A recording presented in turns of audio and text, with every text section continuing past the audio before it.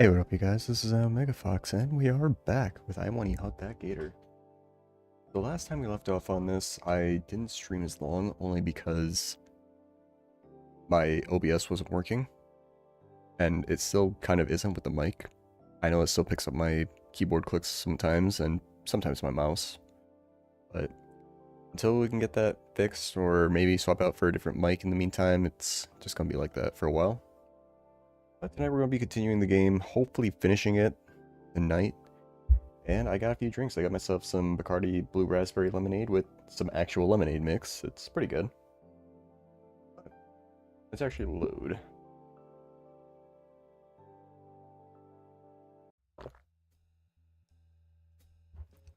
We left off around here, where they were at the family barbecue or whatever. Those jerks are heading my direction furiously. I'm gonna get it later. I think he was dressing him up. Oh god, really regretting the handshake now. Yeah. He was giving advice to this dude to, like, dress up. And apparently he's her, like, grandfather or whatever. I think he popped all my bones at once. I fucking love that, just popping all of them at once really loud. My work, we do morning stretches, and I just do a simple arm and leg stretch and just kind of try to crack my back. There have been times, like, when I'm at home, where my back will just pop all at once. It's loud, satisfying. I'd like to do that at work one time, just have a really nice crack, like, oh god damn, I really need that stretch. But it usually just doesn't happen first thing in the morning. Anyways, back to Randy here. We'll be ready soon, Inko. Your turn on the grill. Oh yeah, this little bitch ass likes his steak well done. Oh, don't worry, kid. All you gotta do is keep an eye on the meat and make sure they don't catch on fire. That's what you do for well done, though. That's basically what you do. You just char the damn thing. Damien's father leaves after I nod. The rest, too, heading where Damien, Vinny, and I had just set the chairs and table. Into the grill with a grimace, I swallow my nerves and take up the tongs. Right now? Right, nothing to worry about. Okay, nothing bad so far. Hiya. Ah. Oh. Sorry. Hey Liz. What are you doing here? Oh, everyone else is talking about Randy's cooking. I figured I'd see what's on the menu. What do you think I'm doing? Why on earth are you getting my uncle dressed like he's going to be in a music video? He asked for help. He thought it was good help. Yes, he just didn't take it right. Across the yard, Vinny's jumping at the shiny object. Mr. Bears caves and lends it to him. See, problem solved. Ignoring Viggy, strutting around like a gangster. Oh man, whatever. What's actually cooking? Motion to the silver tray spread out next to the grill. It's a lot of meat. Actually, aren't you an herbivore, Liz? I am, but I think Damien thought ahead for me. Wait, wasn't that the salad I brought? I knew he wouldn't forget about me like that. Anyways, is Olivia out here? She was just in the pool. Decided to go inside. Liz's head is still for a moment, as if she's in thought. Apparently it's a common thing with her. Yeah. I was hoping she had stuck around for once. So she does this often? Every time Damien's folks throw a party, she slips away to her room. She's just like me for real. Sometimes see her at the window. Her eyes motion to me. I look at a particular window.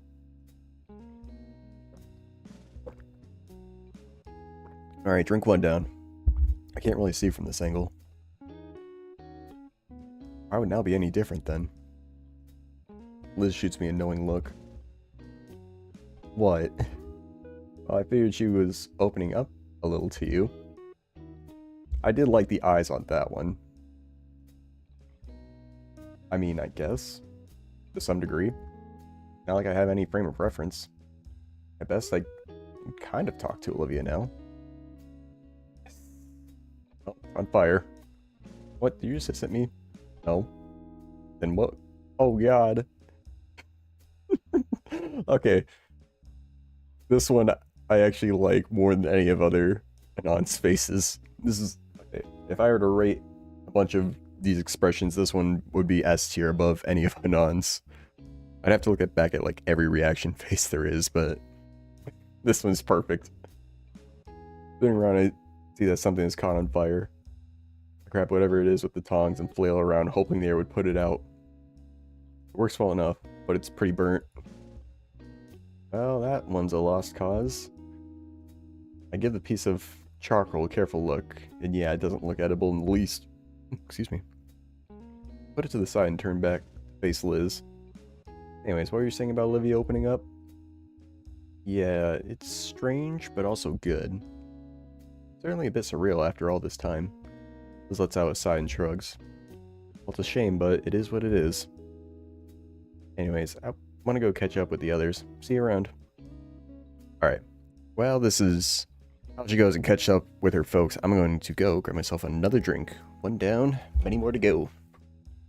I want to get tipsy tonight.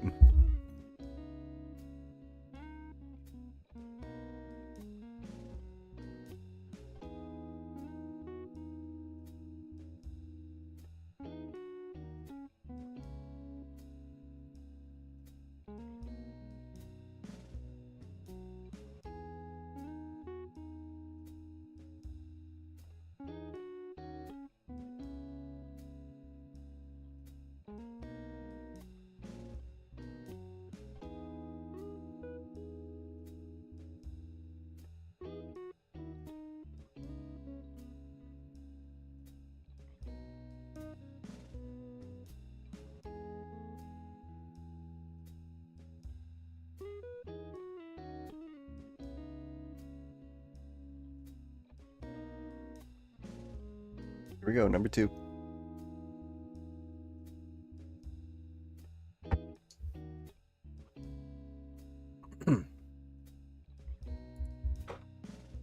Liz returns to the edge of the rest of the gathering, leaving me alone with the grill once again. Burnt piece of meat aside, the rest of the food is looking good. Still, I'm not exactly the best grill master. Nobody is Inko. Nobody starts out a good grill master. Except him. He's different. He's built different. The one and only grill. Bear Grills. Not like it matters too much for Damien's folks whether food's actually cooked or not. It's purely an aesthetical matter.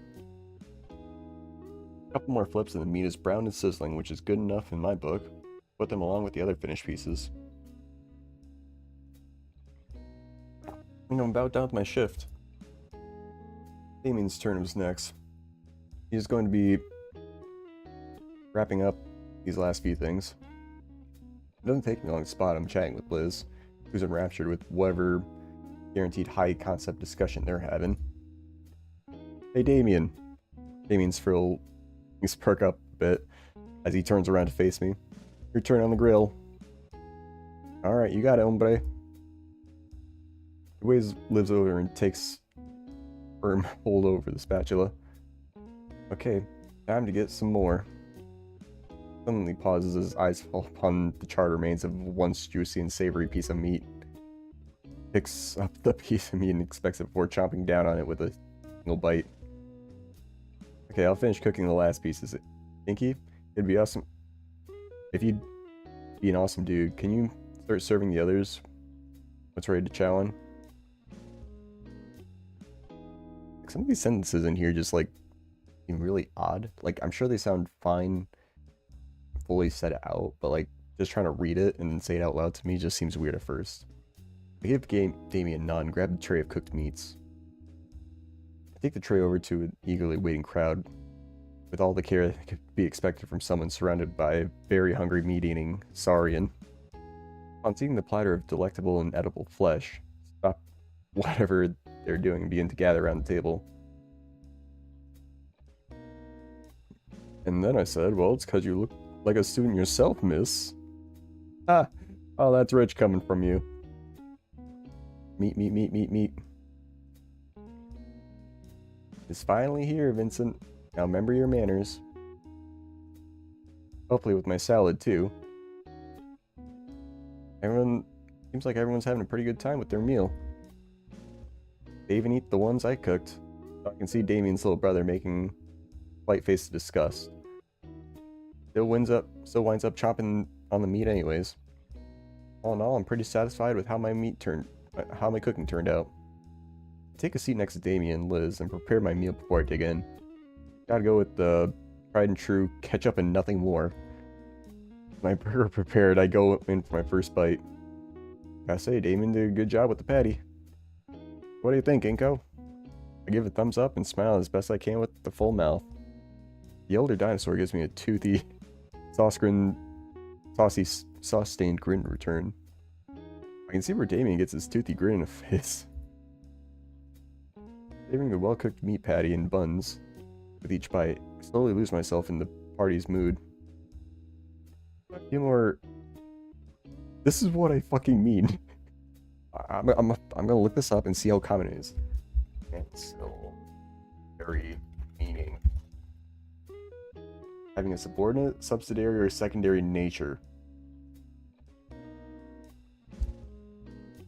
How about usage over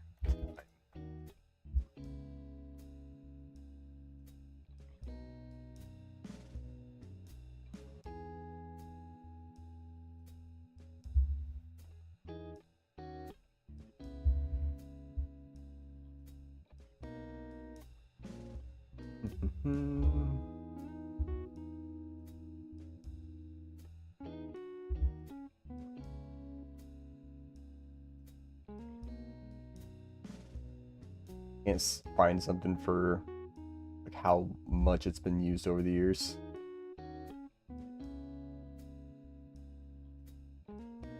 Okay. I'm sure I'll find it eventually, but I don't want to stay on that one thing all day. But seeing this kind of language is like, dude, like we get it. Your game is really good, but I don't fucking know that shit. That's not a word that's not a word many people use every day. Seeing the adults lost in work talk while Damien and Liz are handling the excitable Vinny. It's good. Hopping around a mouthful of burger, my eyes wander. The entire yard is smaller than mine. There are tons of toys scattered in the low-cut grass. Too many plants either. Just the grass and a couple of shrubs running alongside the fence. The word quaint comes to mind. Maybe intimate. I could picture the kinds of events that happen back here. I shake my head, clearing my photographer's mind away. It's Damien's place, private property. I'd have to ask before I do anything camera related. Thinking about it though, I do have my camera, barely stored in my backpack inside my home. Part of me considers grabbing it, and as I look towards the house, I spy a certain someone at their window. Olivia leers out across the yard. She's too far away to tell exactly what she's staring at. Must be her room then. Her gaze shifts a bit. Looking to see what she's looking at, but it is in my direction. Or Damien? He's sitting next to me.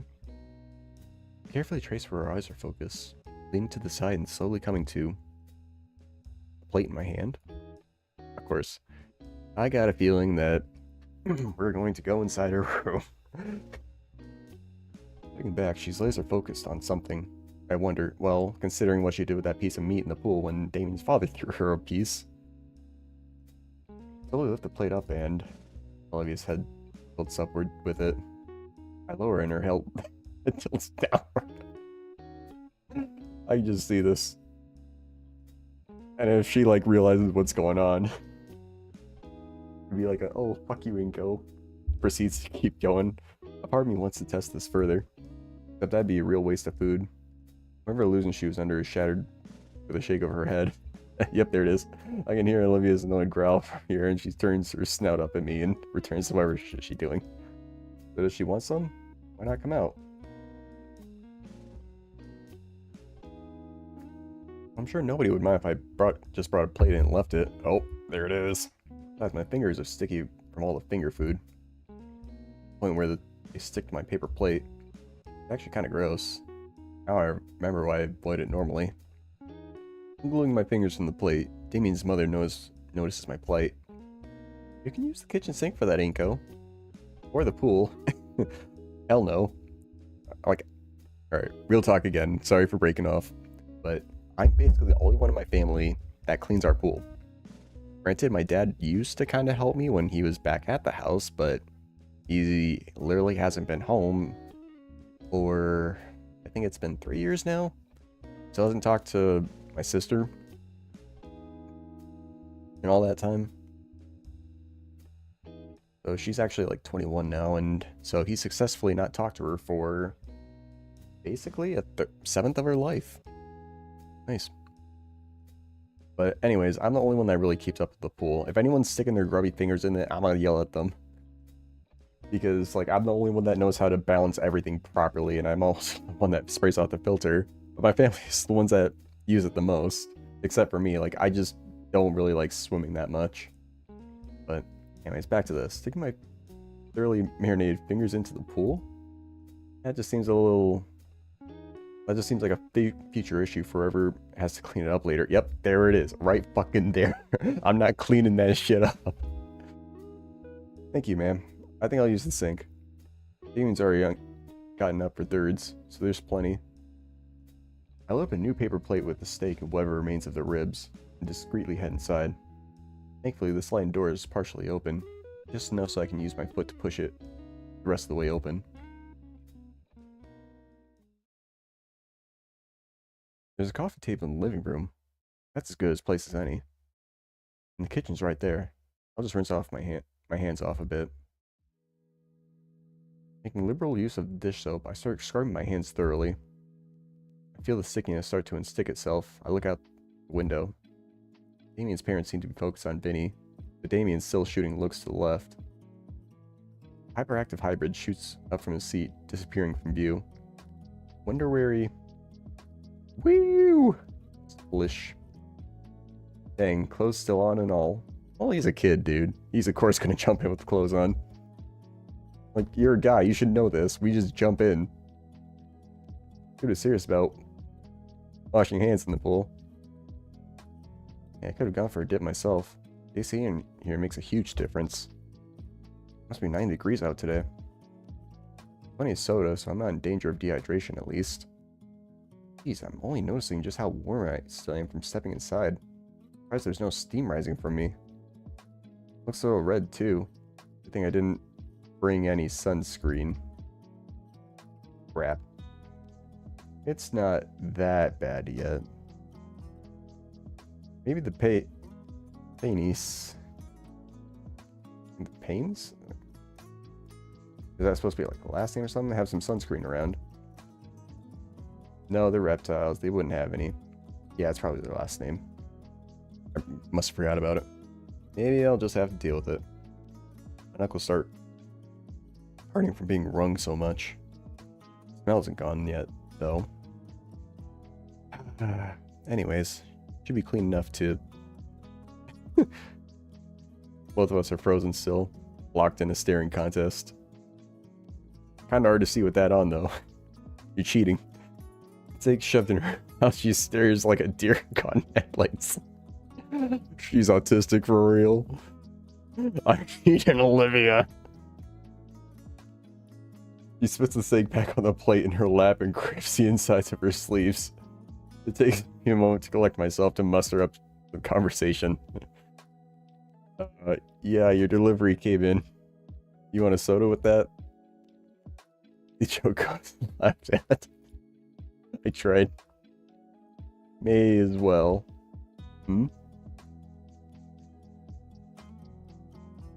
Need to get to the fridge. Oh, sorry. I step to the side to give Olivia enough space. Rolls herself over to the fridge, opens it up and rummages through. We exchange a few awkward glances, to the point where it's palpable in the air. So, what are you doing? Getting a soda? The kid's taking your spot in the swimming pool. It's fine. I'm just gonna go crash in my room. There's still a party going on outside? I'm busy with art stuff. Stuffing the soda can in her coat pocket. Yep, she does the same thing I do. I think a lot of people do that, though. Olivia redirects herself and with a flick of her tail closes the fridge shut. But what about the party? Speaking of party, almost done with the second drink. What about it? Still going on. And, look, I've got stuff to work on. Even though it's a holiday, seems like the perfect time to get together with friends and family, and I'm not their family, if you haven't noticed. I'm not going to be here for much longer. That's a little firmer. Oh, looks so sad. We gotta give her the hug. We gotta hug that gator. Is it because of what I said? Olivia? What? There's a couple different things dancing atop my tongue that I wish I could stay. That wouldn't be too intrusive, especially after what she just said. 1 hour or 6 the most. Especially after she just brought up working on it. I generally want to see Olivia's process. Would you, find some company? What? I gotta say, love the expressions in this game so much.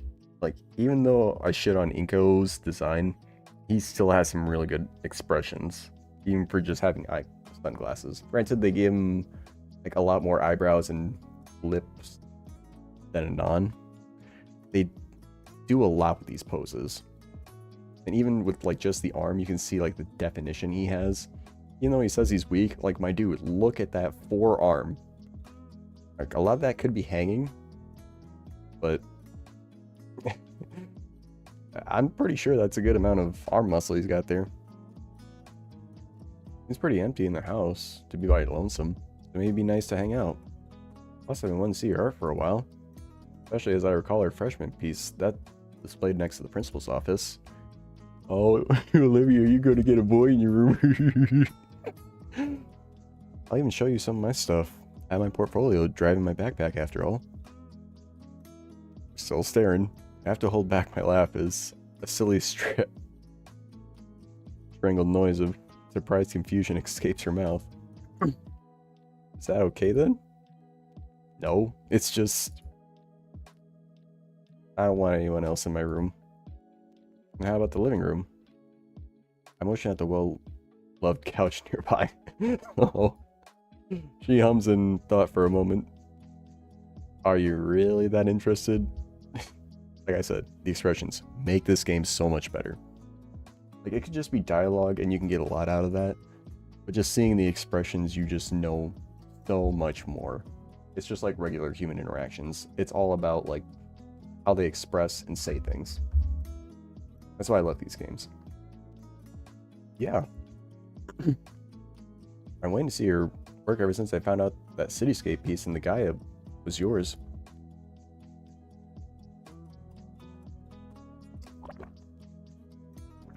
Drink 2 down. This is really good stuff. First, I think I made the first drink the first time, which was a few weeks ago, too strong. Made a lower concentration, but damn, is it good. Olivia clutches her hands together tightly. Okay, fine. Fine. Why is she getting upset? If you're so interested, you can watch. She wheels herself back towards the shut door. I need to get my stuff set up first, though. Here, I'll be out here on the couch.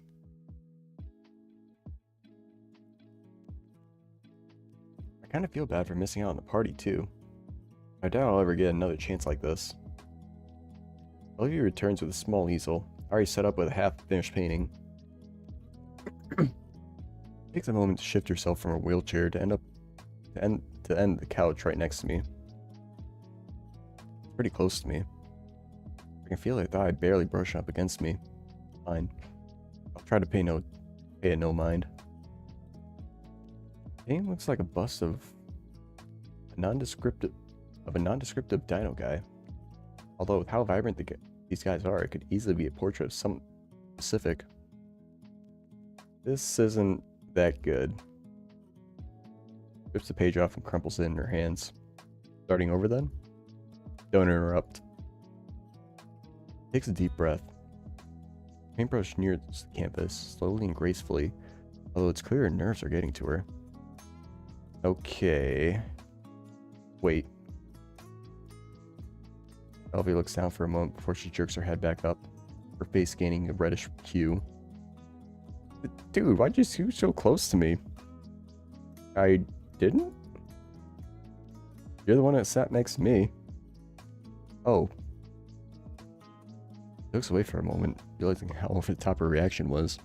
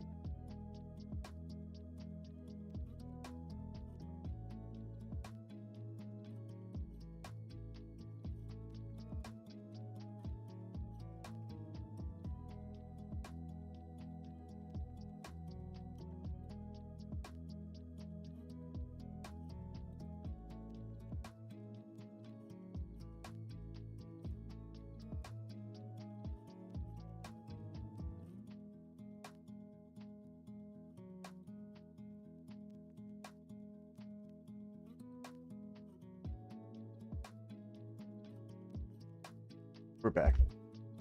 Sorry about that. My mom came down and we were asking about like birthday presents because I I got my sister a button maker because that was something she asked for her birthday. My cousin, because he has the same birthday as my sister, and mine is literally one day before my sister's and cousin's. So my birthday, one day. The next day, it's my cousin's sister. So very convenient for birthdays for us. We all go down to their house and just kind of celebrate birthdays for a week. But anyways, my sister asked for a button maker. I got that for her today on Amazon. My cousin just asked for like a bunch of gift cards and money, and I didn't really feel right about like just doing that. He also asked for like lottery tickets, but I'm like, I'll just get him something he probably wants because they don't have high-speed internet at their house, but they might be getting it soon. So I got him a PS5 with backwards compatibility with the PS4 games. And like my mom was saying, oh, your aunt's freaking out. She didn't realize you're going to go out and spend this much money because you don't spend that much money on each other. I've been saving up. I've got money. I got stocks. I live at home. I'll splurge a little bit on them. I don't want anything big back. I just want to do it because like he's never really been able to connect to the internet. He's lived on a farm basically all his life, and I know he wants to go out and play video games and just kind of be able to play with his brother and me essentially some nights, which hopefully he has enough money saved up to like get himself a decent PC as well. But I wanted to get him a PS5 because I know he's a PlayStation guy. Anyways, so let's get back to the game. Actually go back. Oh, looks away for a moment, realizing how over the top her reaction was. He's autistic. I need me a girl like that.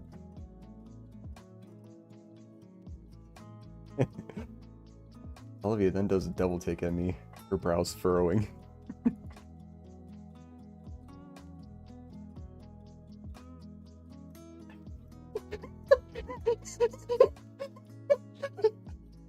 Olivia, you can't just ask that.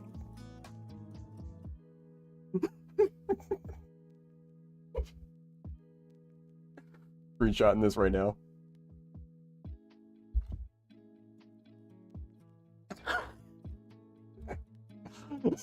What's wrong with your skin? Me every time I see a person that's different than me.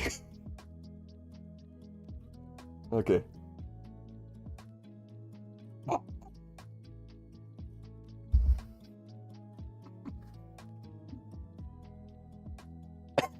Was born like this. Shut up. That's not. You know what? Yes, it is. I mean, it's red. Oh, yeah, I think I'm sunburnt. As I look over the red splotch on my arm, Olivia raises a hand and touches it. Ow, why? Jeez, that really hurts. Yeah, it does. I didn't think to get sunscreen on the way over. There wouldn't have to be any here, right? Yeah, Olivia, you and me both just looking at this dude like, you serious? Point taken. But, some of those spiky plants outside, aloe vera. My grandma actually has some. To snap a leaf off, this Mrs. Payne won't care, probably. I think I've heard something about the plant before. Yeah. I will say, aloe vera actually does work decently well. I know my grandmother used it when she got a burn on her hand. She's had an aloe vera plant in her house for so fucking long. I think she's only used it once. Alright, guess I'll give it a shot. Yeah, it does work decent for sunburns. Get up and head back out the door. Also, it is very sticky. I've cut one open before because we've trimmed it back. Holy shit, is that stuff like... It's almost like a weird glue. It's weird.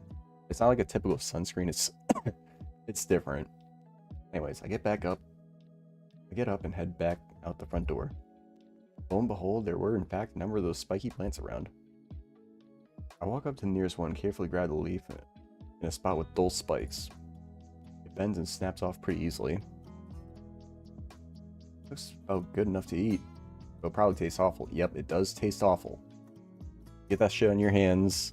You gotta wash that off good. Because if you eat something or you put your hands back in your mouth for whatever reason, you can definitely taste it. It's not pleasant. It has definitely bitter taste. Really good for curing sunburnt skin? Yes, it is. Back inside, Olivia started painting again. She gazes intently at the page. And the plate of food I had brought her in had been cleaned. Olivia holds one last rib in her mouth like a cigarette. It waggles up and down between her teeth. She sees me churning the bone. When she sees me, she churns the bone. She crunches the bone too and swallows the... Oh, she just goes and swallows bones like, god damn. I bring up the aloe leaf. Is this it? She nods and extends a hand to grab it. I hand her the thick leaf and she extends a single claw. She catches the edge of the skin and she makes quick work peeling the husk off. You do that often? Not me. Sophia used it a lot to make smoothies for her family and healing salads for Vinny. Smoothies? I'm looking that up.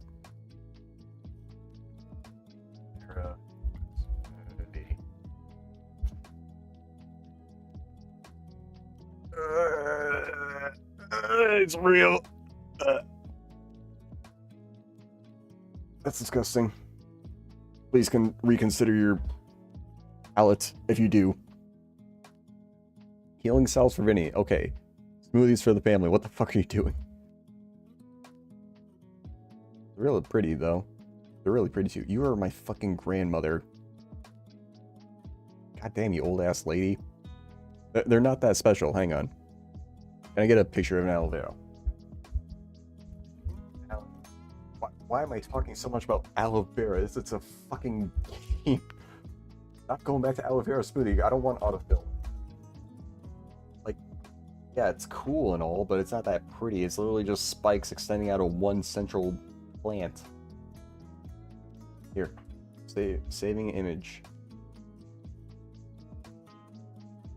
I'm going to put it up on screen.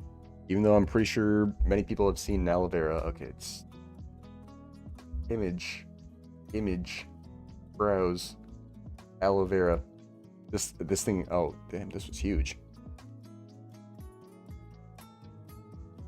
Aloe vera! That's not pretty.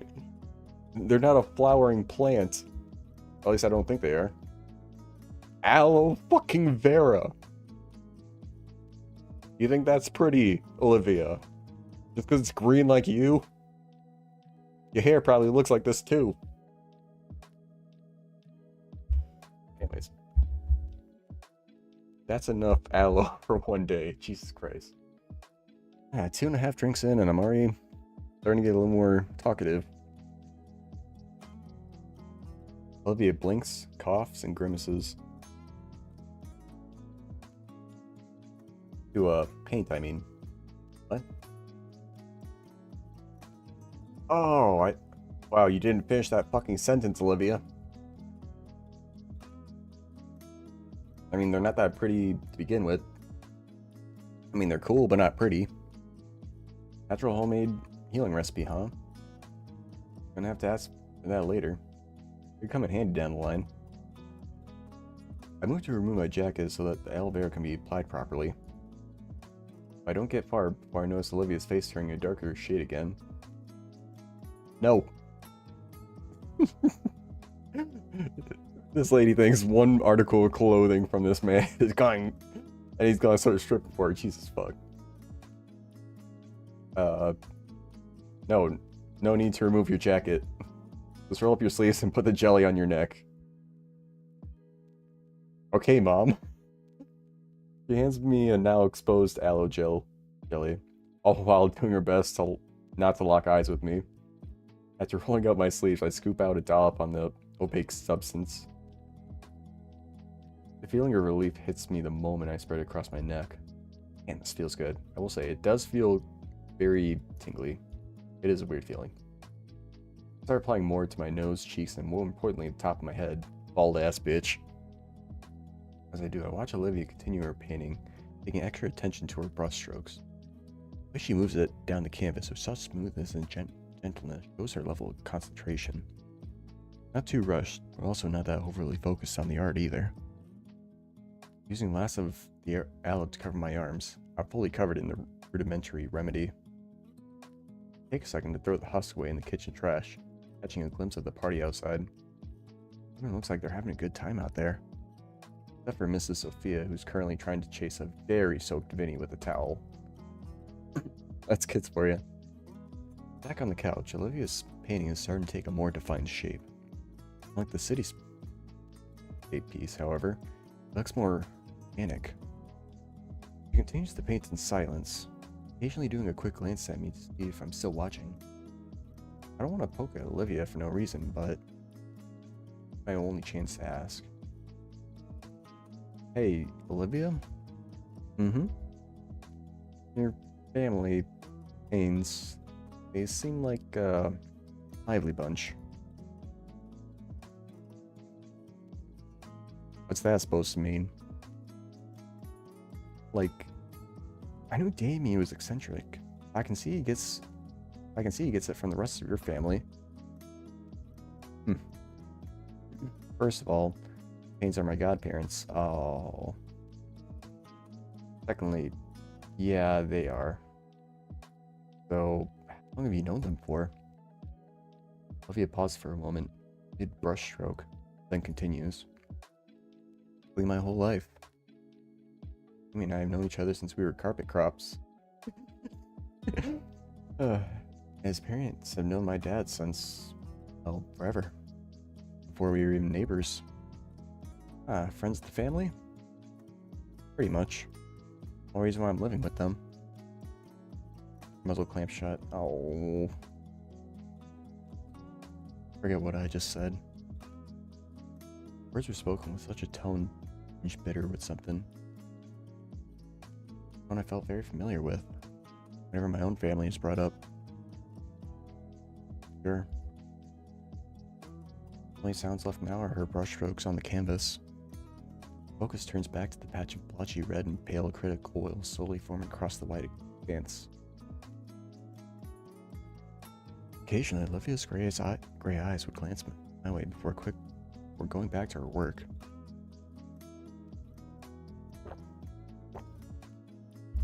Good shit.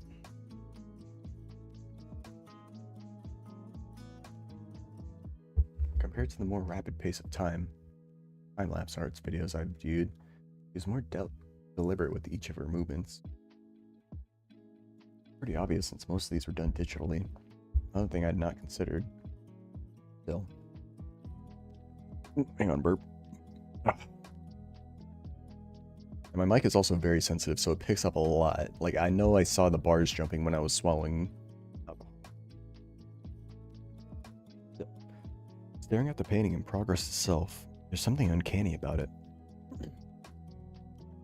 It's now more formed, definitely looking like something. Cupping my chin with one hand in contemplation, I use the other to try and trace out the peachy pale and vibrant red colors. Elfie looks back at me. A glint of something shines through her eyes. Hold that pose now. Hey, how long have you been using me as a demon doll? Her hand fails to cover up that comes out of her nose. Kind of like followed by a gremlin-like cackle. Consider it the price to see my process. I want a refund. Nope. Looking again, slowly becoming oil bust to my burnt face. Like looking in a mirror, eh? Can you at least get my good angle? Nope. Going back to the melanoma. Olivia starts adding in a blob of cream in my head. Sigh escapes my lips. Hey, I said stay still. Why, I'm not that red. Another high-pitched giggle comes out of Olivia. It's called artistic license. Almost said autistic. She's both. Well, it needs to be renewed. Despite being the butt of your joke, I feel myself smiling. Must be new sounds from her. The first time I think I've seen her happy outside of Latin's class. Yeah, that laughter is kind of infectious. Silence returns, though the mood feels much lighter now. I feel so stiff right now. I don't know how long I've been holding this pose now. If I had to guess from the sunlight filtering in the house, it's at least been an hour. Your old melanoma is almost done, and was staring back at me with the most intense eyes. Olivia's attention was left on one final detail, hand holding my chin. I'm thankful she had finished my sunglasses first, because the reflected light from the sliding back door had been searing my retina. Olivia. Hush. Turns her head and focuses entirely on the hand held by my ear. Pupils moving rapidly to try and take in every last detail. Her fingers twitch as her hand hovers over the painted hand. Her eyes are now shifting between my hand and my eyes. Her hand is now quaking, and a growing redness fused her face. The more she looked towards my eyes, the more her arm shakes and face brightens. Finally, she turns away from me entirely, bring both her arms with her and away from me in the canvas. Okay. Cheeks puff out, she exhales a held breath. Okay.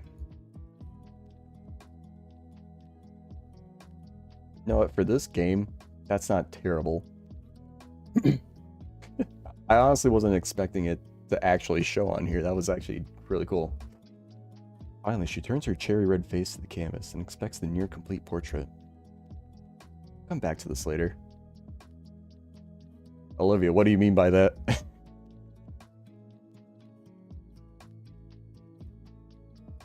Can I? Yeah, can you drop your hand now. Finally. I lay back on the couch, feeling my spinal cord pop in rapid succession. I said your hand. Can't. Ken struck my arm in front of me. Because of my stiffened muscles, my forearm is pulled back towards my face. I repeat the motion several times, the movement helping to ease the muscle until my arm finally doesn't feel spring-loaded. While I was busy trying to fix my arm, Olivia was packing up the canvas. That's about it. You can go join the others or whatever. She drags the canvas, easel, and acrylic tubes back to her room. I wonder if she'll keep that one. Wonder if she'll stay in her room again. Even inside for a while, I don't think anyone's outside noticed we'd be gone. Eddie and Damien seemed to be upset that Olivia would stay inside. But wait. Caught her a bit off guard. Okay, this is definitely one of those important choices. Why Olivia to join you back outside? Convince Olivia why her family needs her out there.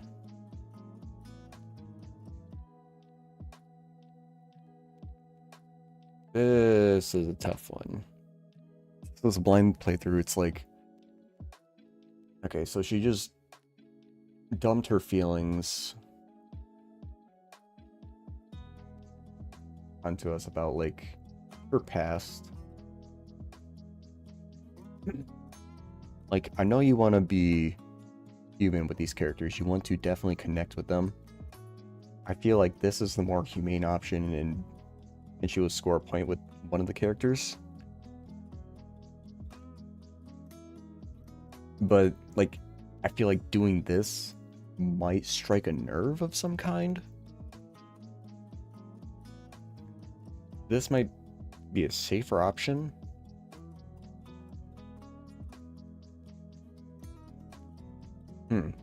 That's interesting. Fuck.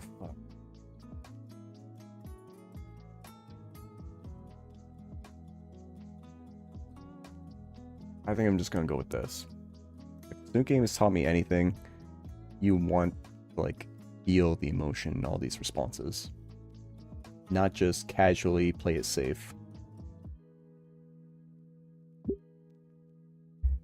Hey, it wouldn't hurt you if you took a... I probably wouldn't have said that luck. Maybe it wouldn't hurt you if you took a break and went outside just for a few minutes. What? I mean, it could help you decompress. If this is you trying to get me to join the party, it isn't working. No, I don't mean it like that. And what? Look, Inko, Mr. and Mrs. Payne already have Damien and Vinny to handle. Meanwhile, I'm just extra weight for them to carry. Olivia, you are not extra weight. Seemed a bit harsh. She's very, like, from everything that she's saying, she's very self-critical of that herself. Like, everyone's a little self-critical of themselves in some way. This is like a hyper critical. Like, you never think you're good enough to actually finish whatever you're doing. Like, every time you think you're perfect at it, it's just never good enough. But I've had some experience with that in the past, but I think I've moved past that for the most part and accepted being able to fail at things a little better now. But she's still stuck in that phase of nothing I do is correct and I'm just a burden to everyone. Like, if I were to do something, it's going to cause other people distress. It's like I said, soon enough I'll be out of the house and out of their hair. Most I can do for them at this point is to not be in the way. Okay, Inko, I'm trusting you here. You gotta reel it back in.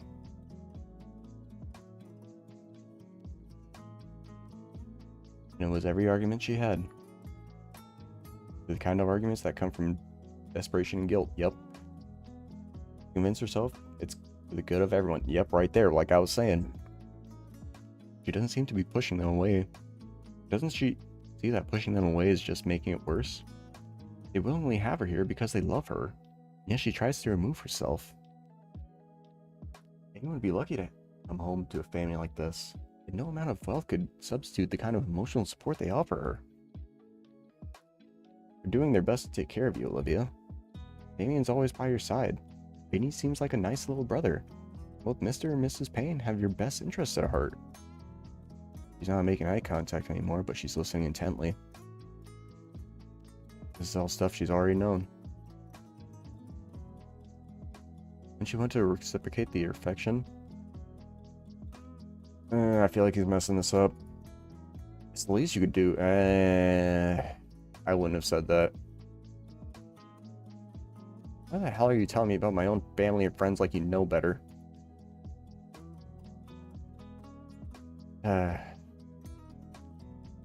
Nothing else to say. I make my way towards the sliding door. At least I tried. Wait. I'll go. Oh, thank God.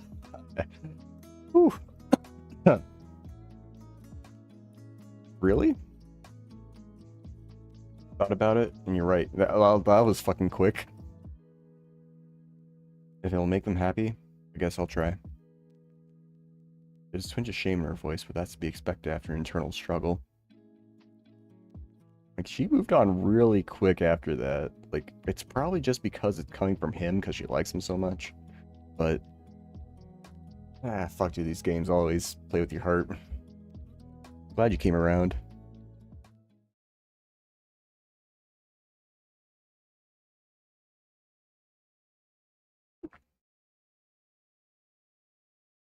Back door squeaks back open.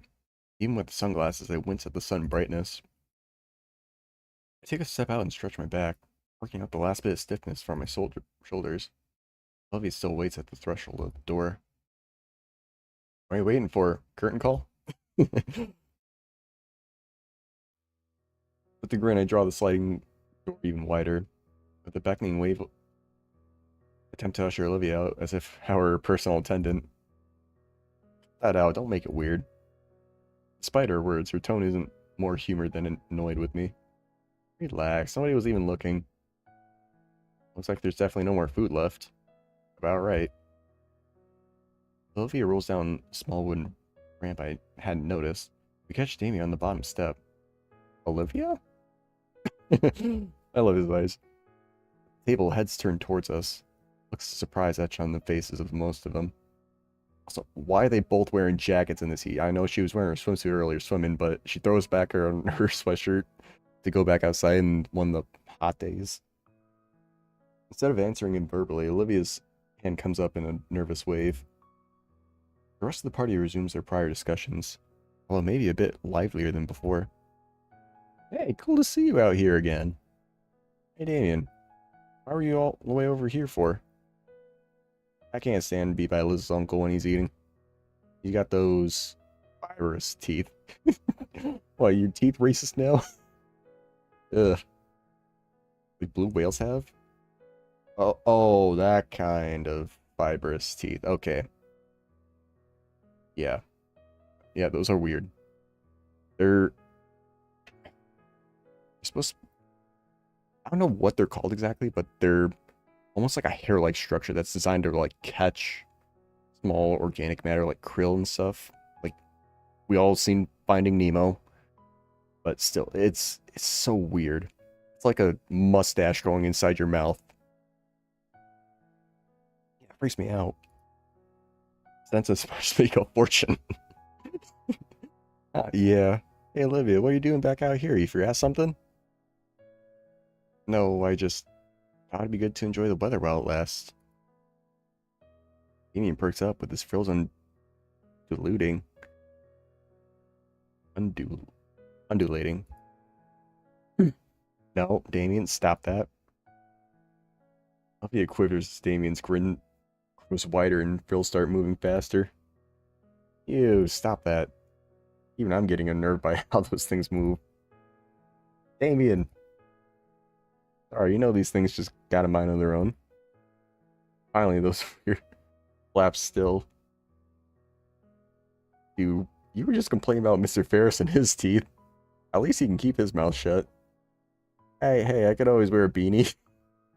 Get the fucking Tim Pool beanie on him. Hang on, let me see it.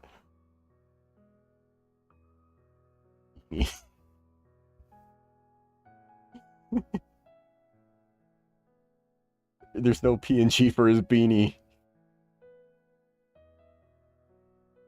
I'm gonna say I don't listen to Temple all the time, but like he's iconic for his beanie. Alright. Black beanie.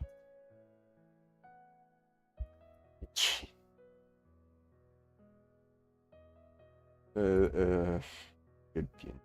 There we go.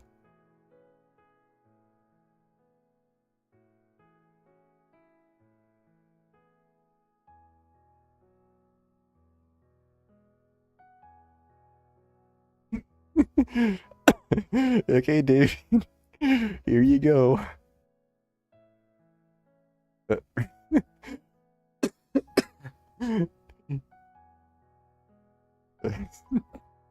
He's got the Tim Pool beanie. Yeah. Looks so stupid. He looks just like Tim Pool for real. It's his dinosaur. Sona. Okay. Enough of that. Back to the game. Alright, so he's got the glasses, she's got the sweatshirt, totally not wheelchair, and he's got the beanie. Because this is just a jacket, that's a sweatshirt. No, you can't. Remember the last time you tried? Both Damien and Olivia share a laugh over some event they privy to.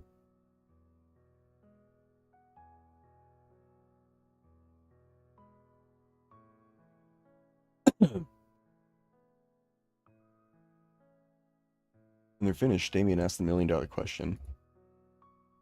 So, are you going to join in, or... Turns her head my way. Give her a supportive thumbs up. Yeah. Damien finally stands from the step, and I'll start heading for the table. Partygoer greets us when we approach. The loudest from... Livy! From Vinny! Those eyes. Hey. You finally came to play again. The rambunctious boy hoots and hollers as he bounces in circles around her. Olivia huddles her arms and looks aside in my direction, feeling the stares from the table. I give her a reassuring thumbs up. Actually, this is perfect. Thank you, Vinny. This is something Olivia is able to give when she was so worried about just talking. I hope she goes for it. I'm a little tired, Vinny. What? No, come on, Livy. You promised we'd play today. Like old times. Hey, please. No, alright, you win. I did promise. You wanna play cannon then? What's she gonna do? Launch him with her tail? Yeah, cannon. Alright then, ready? Round loaded. Fire! Oh, no, she just throws me in the pool. I know a family does that. Oh god, this is a bad idea. Woo! Whee! Randy. I'll relax up for you. Vinny's still young. Yep. Do it while they can. Michael. Vinny can be careful. Vinny, be careful. I'm okay, Mom. Phew. Have you gotten stronger, Olivia?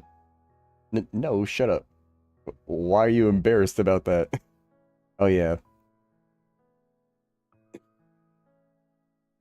I mean, biologically speaking.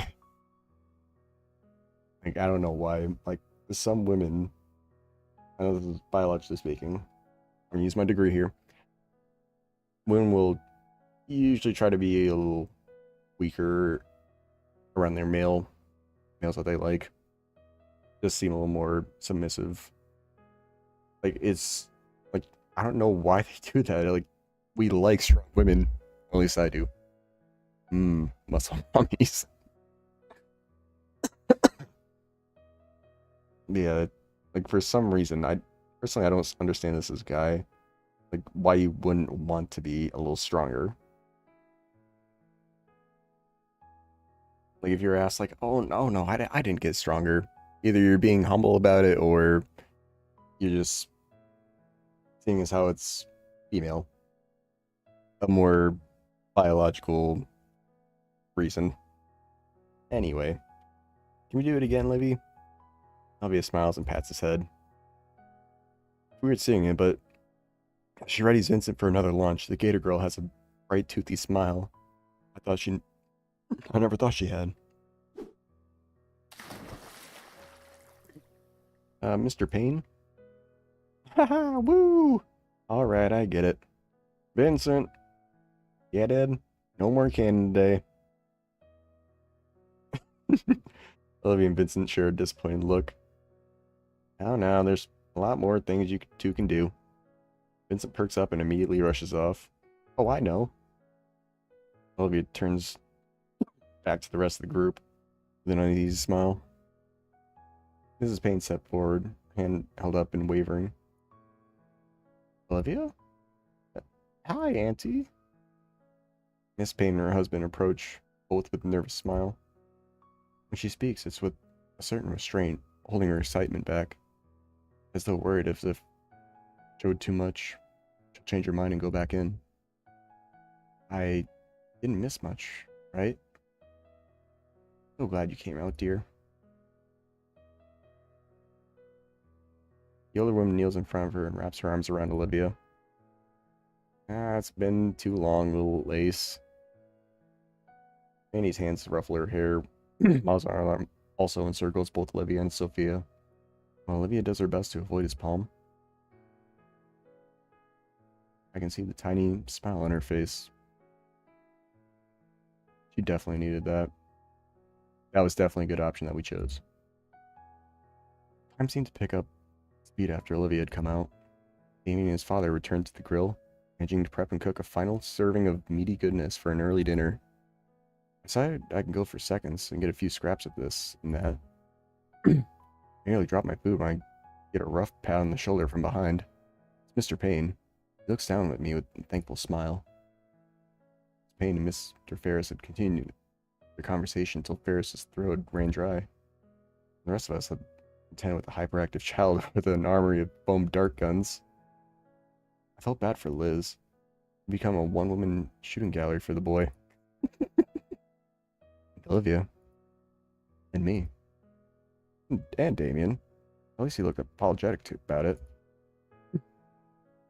Now things are winding down. Food is officially all gone. Everyone's exhausted physically and mentally. And yet, thoroughly satisfied emotionally. Oh, back in the pool. Olivia pads by me. and return to the pool to cool down and stretch out. There's just one last thing to really cap this off. Okay, everyone. Hollered to everyone currently on the deck, grouped up nicely for me. Looking through the viewfinder of my propped up camera, I adjust the focus to ensure everyone is captured perfectly in the shot. Alright, on 3, give me your biggest smiles. Live. Yeah, a little kid trying to look cool there. 1. Wait. Olivia turns away from the camera, looking towards Damien. With a grin, Damien waves for me. He's got a nice smile. Dude, you gotta be in this too. There's nods and words of agreement from everyone. Of course, just mug Olivia. He's just chilling. Well, it's been a while since I've used this mode, so why not? Setting the time delay along sports mode, I'm sure with 10 rapid succession shots, at least one will be perfect. And I can always do some post-production on it too, ensuring that the focus is still fine. I click the shutter button and keep the count in mind. 30, 29, you set it for 30 seconds? 28. By 13, I've settled myself next to Damien above Olivia. Alright, 9, 8, 7. Something wrap around my ankles and press against my back on 4. 3, 2, 1. They knew. Yeah. My camera flash goes off 10 times as I'm pushed over by Damien and pulled into the pool by Olivia. You're getting fed to the gators, boy.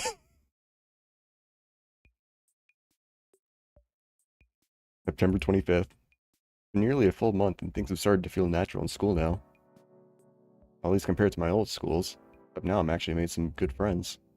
I'm pretty sure we're good friends anyways. I don't really know how to measure friendship.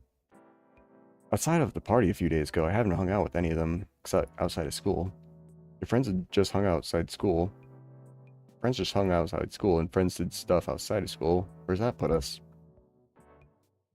So, early in the school year. I'll figure the friendship conversation right at the point. And it's not like I'm rushing either. Shades, focus! Or I gotta do the TF2 soldier voice. I don't know. Shades, focus! I can't do it. I can't do the Rick Mays voice. Listen to me, maggot. If I don't see your Shades ass on the track right now, I'm going to pelt you with another dodgeball. Sun Tzu said that. And I say he knows a little more about fighting than you do, pal, because he invented it. Even my curtains. Even my current thoughts, I realize I've been in the middle of climbing a rock wall in the gymnasium. Dude, I fucking love rock walls. Huh. How was I spacing out again? Oh. Oh, right. All the blood rushed to my head. Ooh. Alright, peel yourself off my majestic gym floor and hit the showers. Whew. Yeah, just in time. I take my seat right next to Olivia and let myself relax for a second. Olivia is, as usual, doodling away on her notebook. Take a quick peek at her new work, curious to see who she's trying to turn into a caricature today. Instead, the page is filled with various scribbles of what looks to be a rat. I think she's going crazy. You know, she was crazy once. They put her in a room filled with a rat.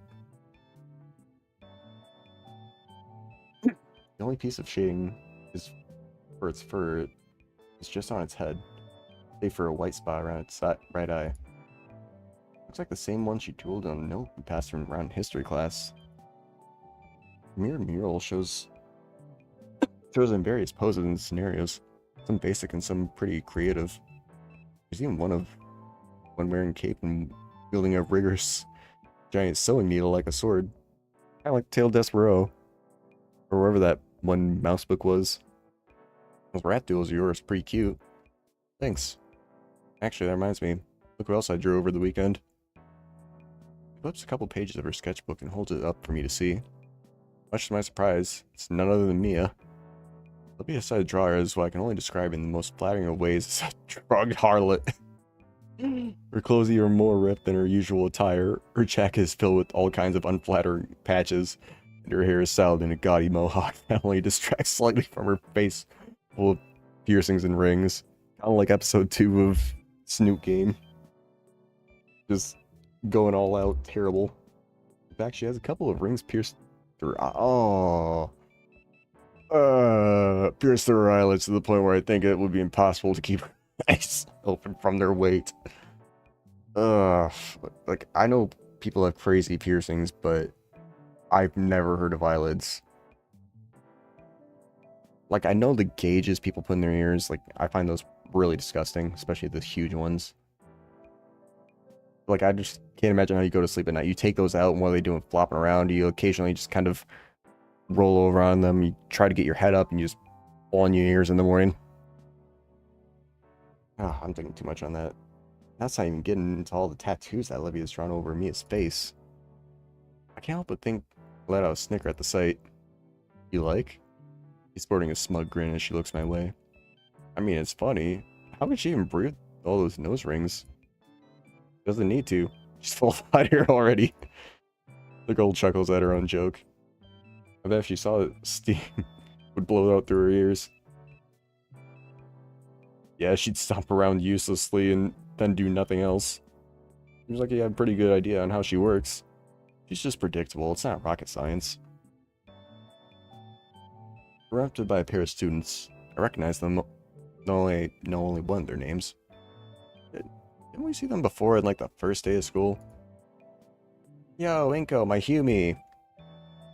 Humi is our word.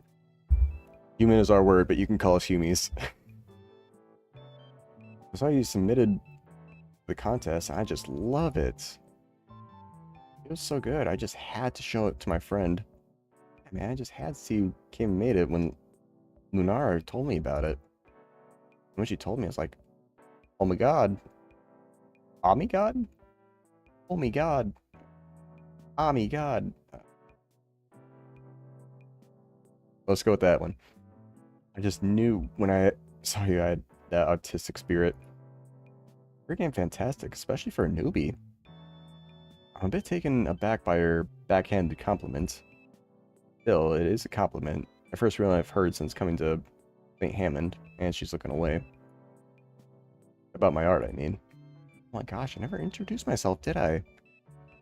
I'm Kiara. It's so nice to meet you. Just by the name alone. I mean, granted, these two are already kind of sus, but it's like... these are gonna be the girls that just kind of fuck with you no matter what you do. Yeah, likewise. Cool. I mean, it's not that great of a piece. Yep, there it is. It's just something I had on hand. Oh, wait, no, that's Inko saying that. My bad. Last minute? Damn, you're selling yourself way too short there. Either they're going to try to come onto him and take away from Olivia, get her jealous, or they're just going to stab. Speaking of predictable. Yeah, your work is absolutely gorgeous. Yeah, I think we should hang out sometime. Nope, stay away from me. Oh, you slut, stop trying to get into his pants. Shit, the bell's ringing soon. Already? Damn. Oh, it's nice seeing you again, Inko. Keep up the great work. Be seeing you later.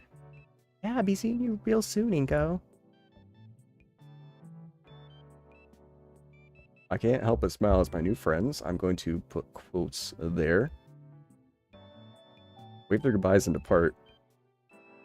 She already knows they're fucking with him. A heady feeling of joy washes through my head as I replay their words of praise repeatedly. Okay, yeah. Casual dude, not getting many compliments. In the corner of my eye, Olivia's smile reflects the overwhelming cheer I'm feeling. It seems to vanish the moment I look her way. Seems like you're coming to talk to the school. I mean, I'd hoped I'd get some positive feedback about my work, but I didn't realize it would be that good. Olivia chews her lips in contemplation before turning to me. Say, Inko, can I see your submission? Here, give me a sec. Luckily, I'm prepared as not only do I have my portfolio drive, I finally set up a cloud drive for it. As simple as opening up the application on my phone and swiping to the exact digital copy to present it to Olivia. Jeez, that was a fucking long-ass sentence. Ta-da! I consider it my magnum opus. Magnum opus. I finally got to say it. You keep a copy of it on your phone? You got a whole portfolio in cloud storage. I learned it was good practice from a couple of artist blogs. So, what do you think? Oh, Olivia squints at my phone and she just does her best to formulate her opinion. It's, nice. Compost of it is really something. You mean composition? Yeah, that. You did great, Inko. Huh, giving a compliment from Olivia for my work feels a bit alien to me. Maybe, just maybe this was some sort of something new. Like the smile. Yeah, I can almost feel it now. Inko G. Nito, ace photographer, capable of capturing masterpieces through a photo lens. Yeah, that has a nice ring to it. Dude, you're thinking to yourself, not saying anything, and she's staring at you saying, what the fuck is this idiot thinking right now? He's just smiling randomly to himself. I guess must see my self-congratulatory grin because her own drops. Alright, you did good. Don't let it get to your head. When the grin remains, she forces it off my elbowing me in the chest. Yeah. Warned you. Oh, don't pelt. That's gonna leave a bruise. Exchange behind us, Olivia and I get ready for class. As was the norm by now, Mr. Latican began class with some violent abuse of school property. Good morning, good morning. Now settle down, we got some announcements to go over. Sit back in my seat, subtly feeling the spot where Olivia smacked me to cheek. Smacked me to check. Yep, bruised. Sheesh. As pale Paradon continues on reading from the announcement she like he did every day, I found myself lost in my own thoughts. Nothing else really happens I considered out of the ordinary. Things are just new, like that school itself. We're finally starting to become more mundane.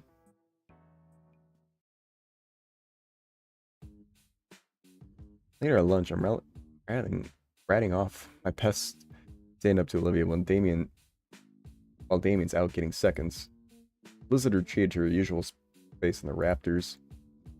And then he says, "Oh, god damn." Olivia's hand flies to her nose, failing to contain the snort-filled laughter. Sets off a chain reaction as my own laughter spills over my mouth of cheap school burgers. God, you suck at comedy, Inko. Olivia drinks greedily from her canteen to alleviate her sore vocal cords. Is that why you're all out of breath? It was a pity laugh.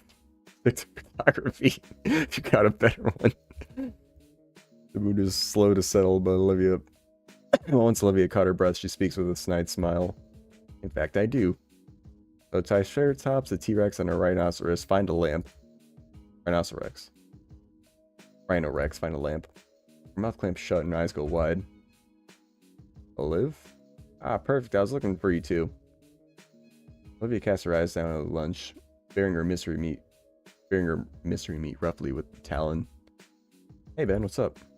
I figured I'd come by and congratulate you on your submission entry. This again? I mean, it is my best piece, but all the praise for it is still surprising. Exhilarating. All these compliments and everything. Thanks, man. Hey, maybe I'll be the winner of the contest. What do you think, Olivia? The ring gator girl flinches, then shakes his head. Also, Olivia, great to catch you here. Principal Scalar wanted me to remind you to I need to clean up after yourself. Being messes in classes can disrupt students in other periods. Ben, shut the fuck up. Scalar said that? Why not tell Olivia herself? She's busy and tired reminding you. Olivia scoffs at the mention of our principal, yet keeps her mouth firmly closed. Not be that important then. Okay, I just spent my entire second period cleaning up her mess because she's not taking anything seriously. Okay, Ben, you fucking nerd. I'm not supposed to be Taylor's errand boy, and I'm certainly not supposed to be a personal janitor. Then get the fucking janitor. My dude, I can almost guarantee the janitors. No, never mind. The high school, they're definitely doing something all the time.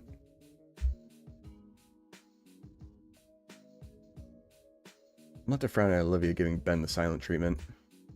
Was it wrong of me to think she'd be more open with everyone like this? She is with me. You know how hard it is to scrub baking soda out of the carpet once it's dried? Okay, yeah. Kinda lean towards Ben there. You just try to not make other people's lives harder. Okay, Ben, you shut the fuck up there. Ben, what the hell? I didn't mean anything like that. I went too far. Sorry. Olivia tries shooting me an indifferent gaze. It cracks a bit into embarrassment when I don't return it. Ben's comment is completely uncalled for. You can't just stand around. She's not even going to defend herself. Come on, Ben, leave her alone. My point being, Olivia, this is completely ridiculous. I expect better of you. Ben, I'm gonna go back to mocking you. You were cool at first. I thought you were okay. Now you get the nerd voice back. Expect? How can you have expectations for her? That came out a little wrong. Well, I expect her to do the bare minimum and not waste my time. Olivia doesn't even bother looking at Ben. But she's looking at me with that sad face until she quietly wheels away from us. I think I went a little too far there. Inko, you son of a bitch. And he pinches his brows and sighs. I love standing here with the student council president. I wonder what I'd done that earned me Olivia's ire just now. That bad? Mia really wanted me to have lunch with her today. She's definitely gonna give me an earful after school. He glances at his phone and grimaces at the notifications. I spoke too soon. She's giving me one now. You should probably grab your lunch while there's still time. Ben glances up at one of the clocks in the lunchroom. There's only about 10 minutes of lunch left. Ah, you're right, but the lines usually close 5 minutes ago. His fist hammers his palm. Epiphany. An epiphany. I don't fucking know that word. Oh, you see the vending machine out there? Anything good there? I've been enjoying the atomic hot taquitos recently. All Inkos do is eat hot chip and lie.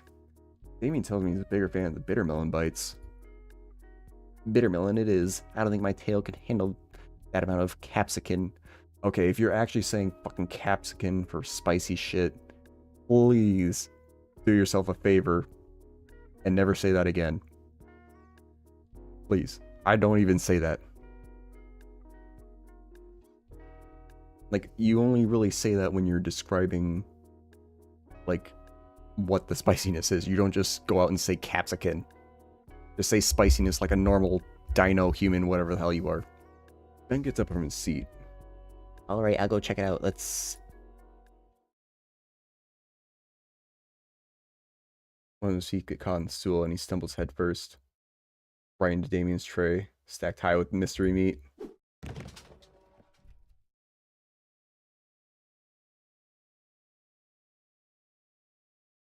Bam. He place pants right through the tray and onto the floor. On the bright side, the mystery meat cushions his fall. On the dark side, the mystery meat cushions his fall. Whoa, Ben, you alright? I jump from my seat, go up, help him. Instinctively, I look around the cafeteria. All eyes are on us. I can hear it already starting.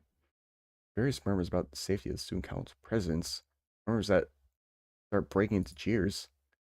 You know how this song and dance goes. It's over for Ben.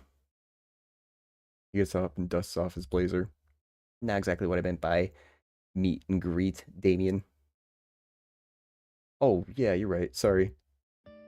All of a sudden, the entire attitude in the cafeteria shifted before my eyes. Talk about a fucking recover. The cheers were deflected into general amusement that permeated through the room. Alright. I'll give him a point for that. That was a good recover. One of the nearby students stands up and hands him a few napkins to wipe his face off. Hey, thanks. You're still getting the nerd voice, jackass. How does he manage to stay composed while covered in full mystery meat? I'm both impressed and jealous. You okay? Oh, you couldn't eat meat. Nah, even if I swallowed any, I'd take a lot more than that to be an issue. I'll be fine. Thanks for the concern, though. Wait, is he a herbivore or... I don't see any teeth on him. Oh, is he one of the... yeah, I think he's based on an herbivore, my bad.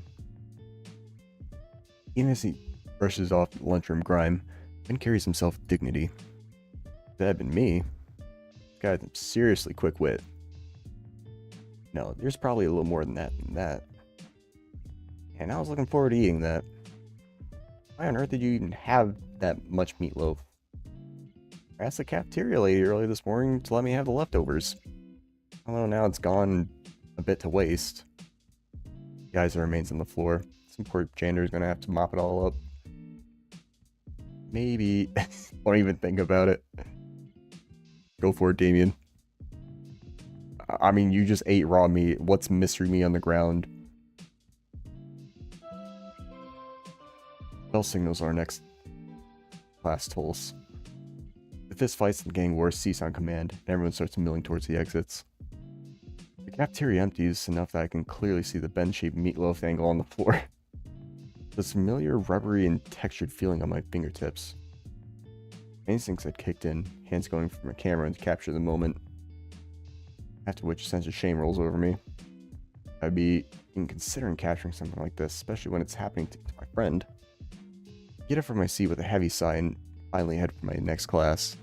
Like, considering he just recovered like that so well. Like, if you explained like you were taking a picture for the texture of it.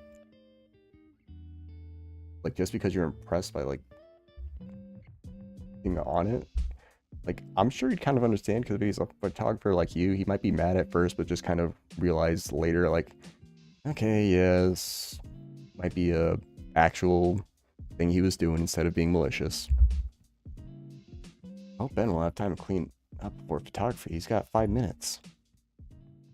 Have Damien lick it off.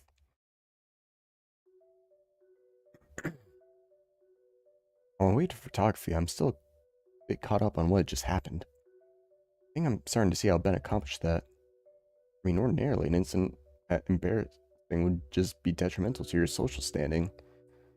On my first day, I went through something like that. An event so humiliating, people were spreading rumors for days. Sure, they died out pretty quickly, but the fact is, it happened. A moment everything is fine, and suddenly you couldn't even have seen what coming just upend your life. Stuff like that happens all the time, and to anyone. Something that always terrified me. Something that just happened to Ben. Only he was exempt. He was quick on his feet and diffused the situation faster than it could have even really started. Like, disaster avoidance. Okay, this is foreshadowing something.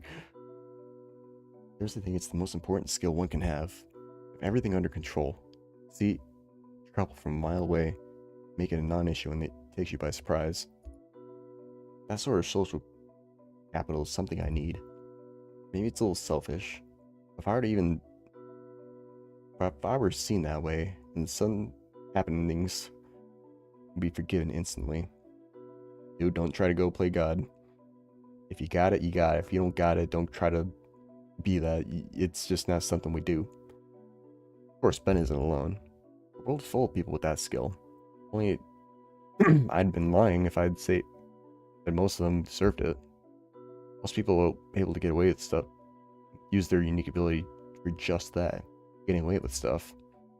What should be seen as a blessing of social buffers is some enabling trait of theirs charismatic get out of jail free card. If I had that ability, I'd push myself to my limits both artistically and productively. That's my ultimate goal. That's my ninja way. That's one of the good ones, definitely.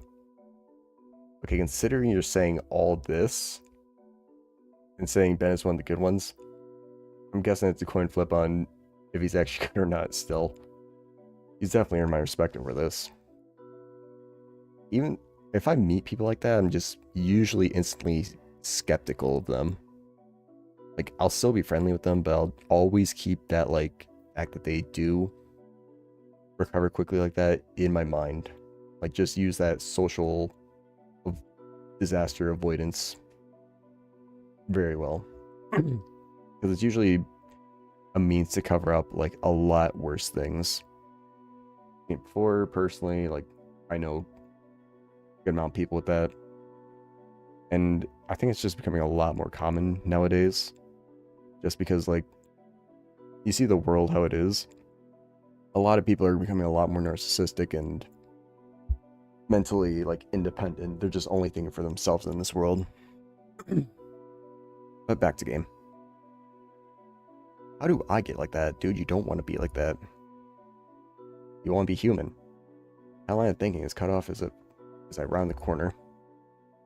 Wanted to talk with you, Olivia. Uh-oh.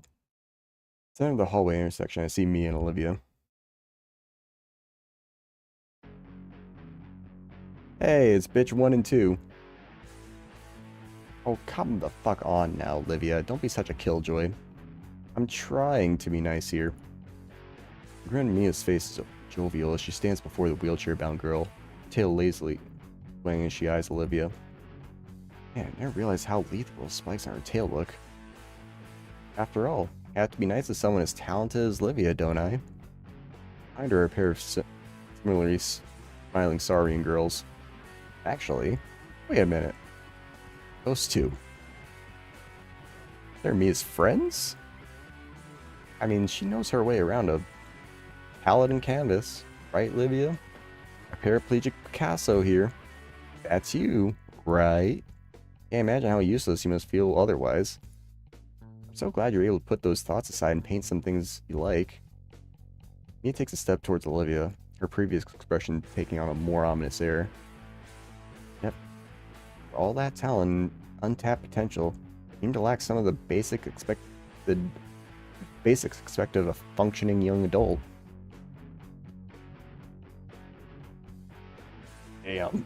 What an ass. Oh, I can't use words. Can't use those words on YouTube.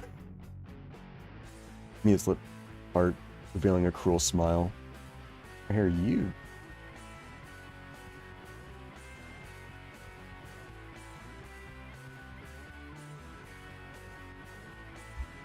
You're even a really dirty, messy little baby, leaving your stuff everywhere in class and getting it all over the place. I should stick you in a cute little bib.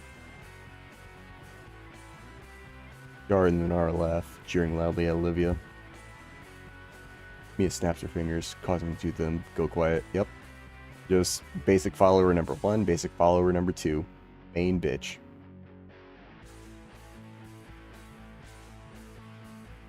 I still want to believe it. Those two, they were so nice to me. Yeah, no shit, you little fucking dumbass. What are they doing with Mia? I know them, they're smart. They know if this is what it looks like. Horrible. If they know if this is what it looks like, it's horrible.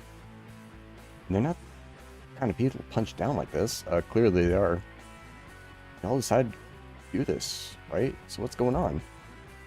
Is there more to the situation? He takes another step forward, figure now looming over Olivia as she looks down with a little sneer on her lips. Normally I wouldn't waste my time trying to single you out. I'm going to use this moment to make you get the picture. Benny was supposed to join me for lunch. Oh, that's why. You had to stay behind to clean up after your mess. You got your issues. Can't ride a bike? Whatever. You got your issues. You can't ride a bike? Whatever.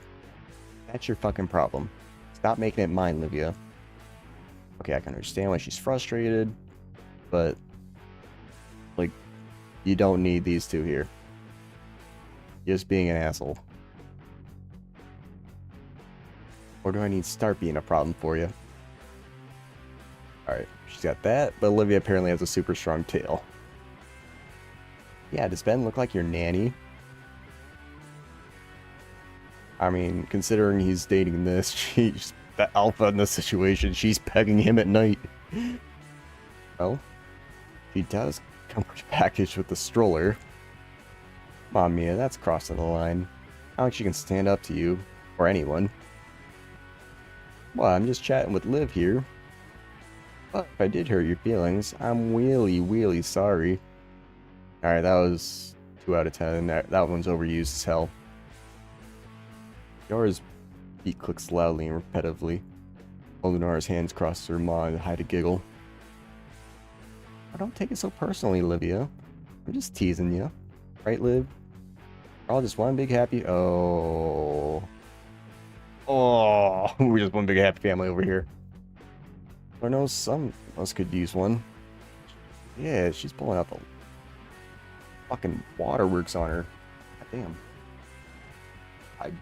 I don't even know how to respond to that. I want to hear both sides of the story here. What history me and Olivia have for confrontation like this. Alright. I'll be right back.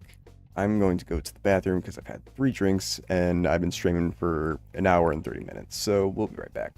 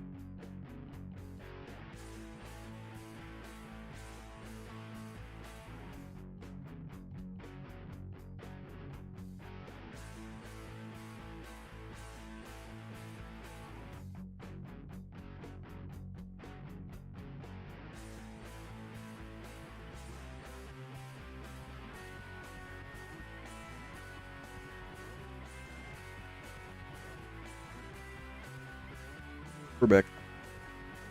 Alright. Got myself another drink as well. I think in total I want to drink like maybe 100 milliliters roughly for 4 drinks. I want to hear both sides of the story here. What history me and Olivia have for a conversation like this. I think getting this upset over missing lunch with Ben is extreme, but Mia's friends are by her side. Alright, considering like she's getting this pissed over like fucking lunch, it's probably best to just back Olivia up here and figure this shit out later, because she was just fucking threatening her. Granted, she's just stone-faced cold killer. Yeah, you threatened me with the tail, so what? She's got a fucking massive tail. Granted, they both got massive fucking tails, but I'm pretty sure hers is a lot meatier. Wait, completely steadfast skin, Olivia. Is it that bad? And yeah, Olivia says nothing to her.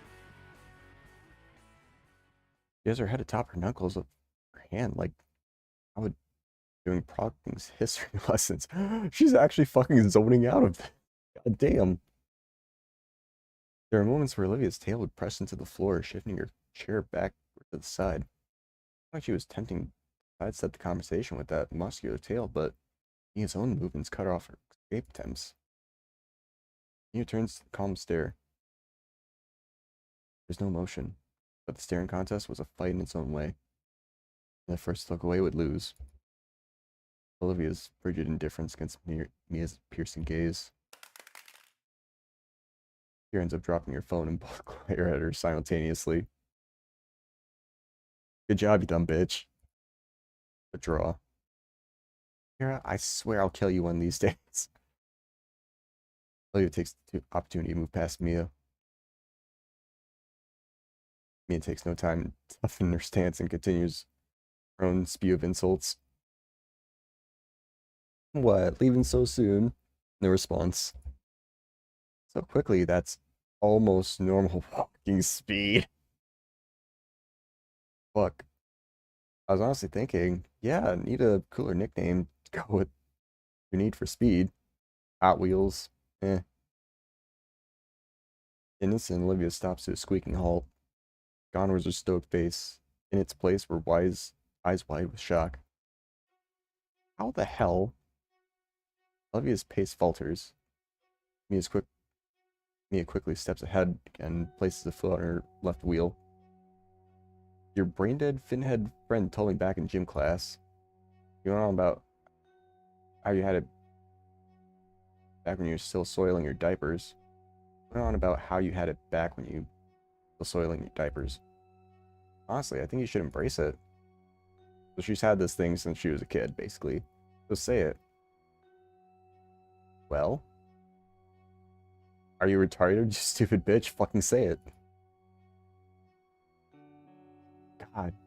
You need fucking speech therapy too? Say it. Hot Wheels. Oh, that's a definite no-no.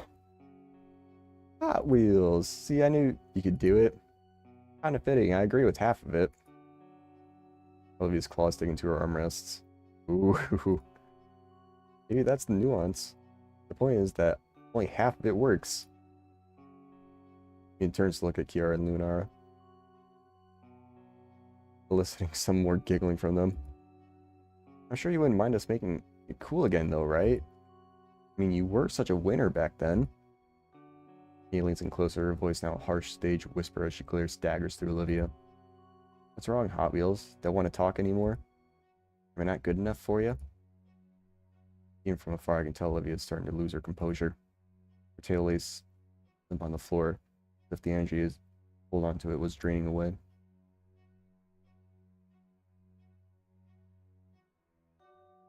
Consider the following. Get a brick. Behind her. Smack her against the head. Don't let her get up. There you go. Oh my god. I think this is...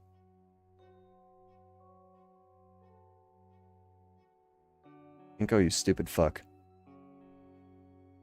This is why Anon's better than you. He would have intervened already.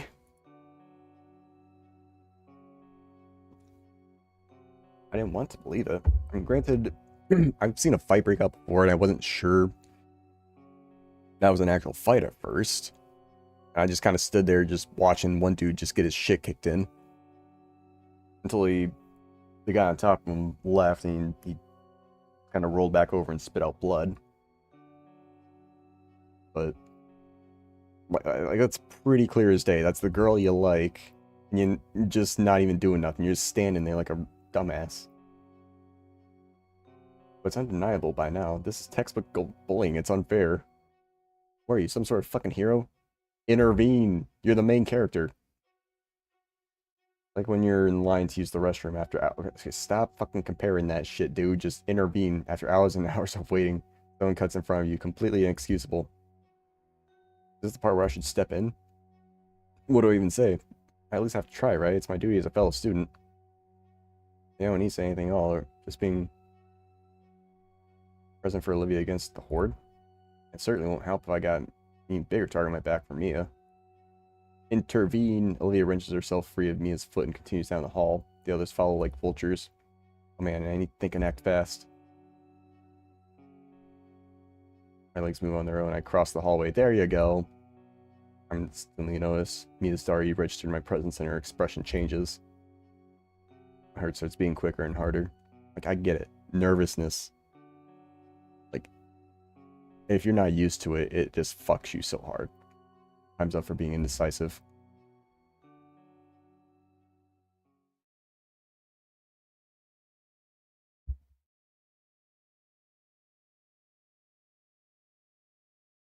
I mean, they're both kind of the same here.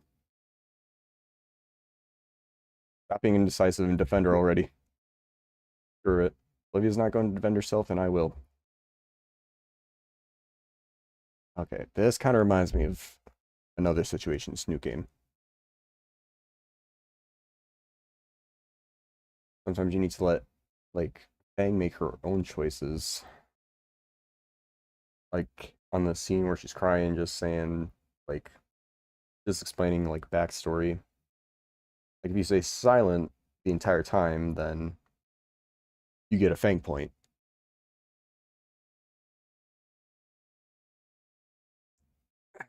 I'm still gonna go with this option because I already chose it. Screw it. Olivia's...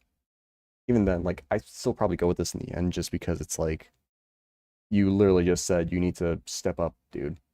If Olivia's not gonna defend herself, I will. Olivia needs my help here. There you go. Oh, hey, what's going on here? Oh, good lord, it's basic Baldy coming to save the day now. Piss off, new guy. You won't score any points. I think I scored a point. Grit my teeth as if their popularity. Luckily, I know what to do in this situation. I can go get a teacher right now. If this is how my classmates treat each other, I'm disappointed. Especially you two, Lenora and Kiara. Okay, in no situation would they ever be shocked, and you would never say that. That's fucking cringe. They just start laughing at your ass. Kiara and Lenora look aside a bit, more aware of their situation now that I pointed it out. You know him? Yeah. It doesn't surprise me. Nora's gotten cozy with him, but come on, dude. We weren't ganging up on Olivia. You were. I saw all of it. How you all bullied her.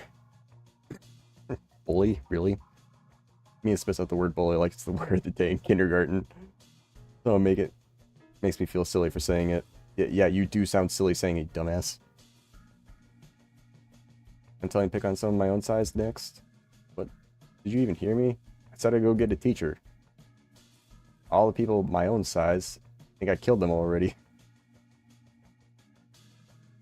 Kidding. You really need to loosen up, huh? Are you ignoring me? I said. I heard you the first time, retard. I don't want to go with Mia here. Minko, you're kind of retarded. Instead of repeating yourself over like a freaking idiot, how about you try a threat that actually scares me? Attention doesn't scare you? He smiles. Let's just call it friends in high places. Look, just cut Olivia some slack. What that goal of yours? Hey Olivia, I think your paladin here hasn't graduated high school yet. Oh, I'm giving this to Mia. You don't like it. You wouldn't like it if it were you. He laughs dryly.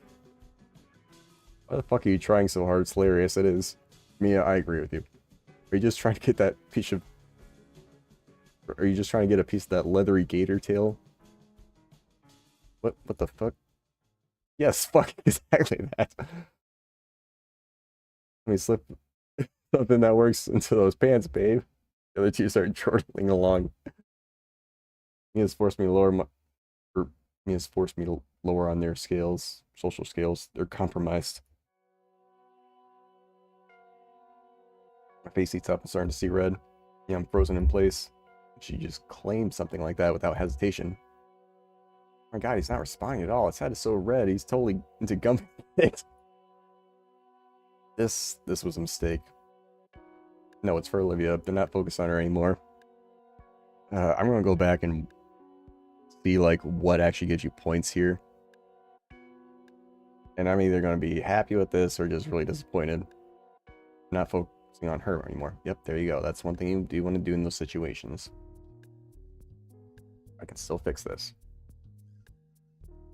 Okay, so I also heard this game subtly.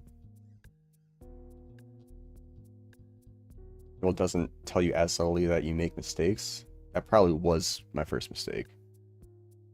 Like, at the same time, not defending her. Like, granted, I saw, like, the White Knight thing coming from a mile away. But it's like, okay, you want to be a better person. Just supporting her isn't going to, like, pull them away.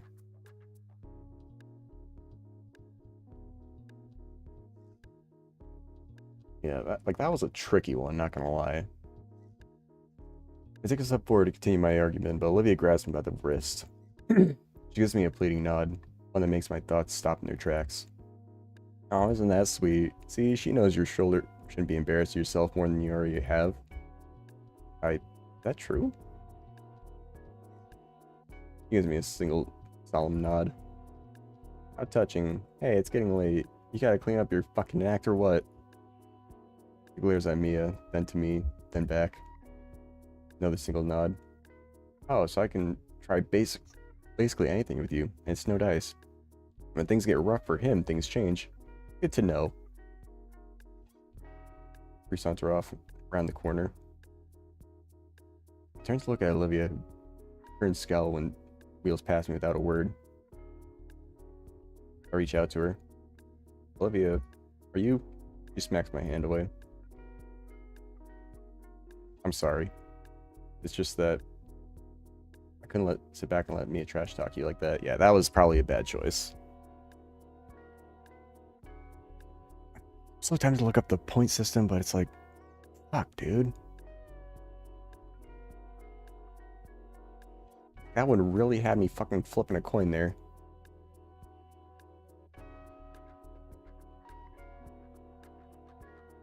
But at the same time, you're just going off on, like, wanting to, like, be a person in these kind of situations. You could have easily flipped the script. Yeah, probably supporting her might have been the best bet.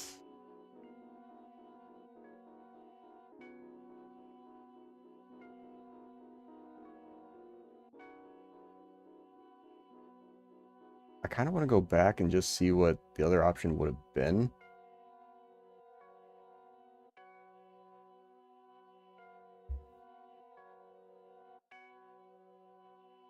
Because, like, I don't know, like, what he's going to say in these situations.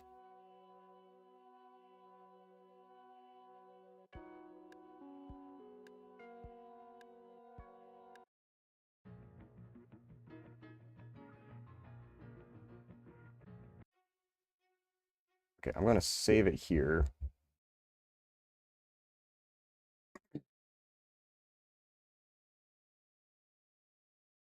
Okay, let's see this. As much as I want to go off on Mia and her posse, Olivia wouldn't want me to try to stand up for her again. Yep, this is exactly how I remember it. I think I'm going to go with this choice overall. Just because I, like, remember that one part in Snoot game where it's like, you want Fang to really let her solve her own problems. So I changed my mind and going with this. Everyone want me to try to stand up for her again, not after how I handled it with Ben. But I probably fumble my words and make myself look like a fool anyways. Really not much I can do. All I can do is nothing. Say nothing, do nothing, just wait for Livy to pass by. Stops a bit in confusion, but quickly remembers she's currently on the run. She passes by, I follow down the same hallway, pulling my pace to be slightly behind her. Livy turns back at me, equal parts surprise and dread. I think a part of her fears I'm about to say or do something really stupid. That I merely give a warm smile. Like, I don't know. I figured, like, she would have been following her still, which is why I didn't choose to support her. I would think they'd still be after her. Be picked on by that many people at once, all certain that they're doing no wrong, is terrifying. Moments like this, she should know that someone's got her back. But yeah, I'm going with this choice. This is the correct choice. Even if I have nothing to offer. Fuck, I'm pissed at myself now for choosing that first option. Fuck. Because, like, I don't know how things are going to play out 100%. Like, if I just showed support, they'd probably still keep going, and then she could go off and say, well, why didn't you defend me? Like, I know she's a more quiet girl, but seeing as how she was kind of getting pissy there with the Hot Wheels comment, like, okay, throw me for a loop here. Probably should have literally flipped a coin there. You have nothing to offer. At least the playing field will be a bit less one-sided. Now she has someone behind her, beside her. Yeah, see, like she's coming back. Hell, I know that jacket. I know that hillside for a head from a mile away. Groups are following behind us. Yeah, so I was right. They would start continuing to follow. Olivia glances over to me and I return another small smile. Well, if it ain't Baldy. Come and save the day or something? I don't respond, so I keep my head forward and keep on walking with Olivia. It seemed to catch me a bit off guard as I hear gears around your mind visibly start to turn. Hey, I'm still talking to you, Hot Wheels. Sounds shuffling boots start to gain on us. Just because you have Baldy here now to protect you ain't gonna save you, right? So it's still kind of playing out the same way. Like, she's still seeing you as like a person defending you, except she's getting more aggressive because you're not responding. Either him or any of your dipshit friends. Yeah, now she's getting angry again at her. Like,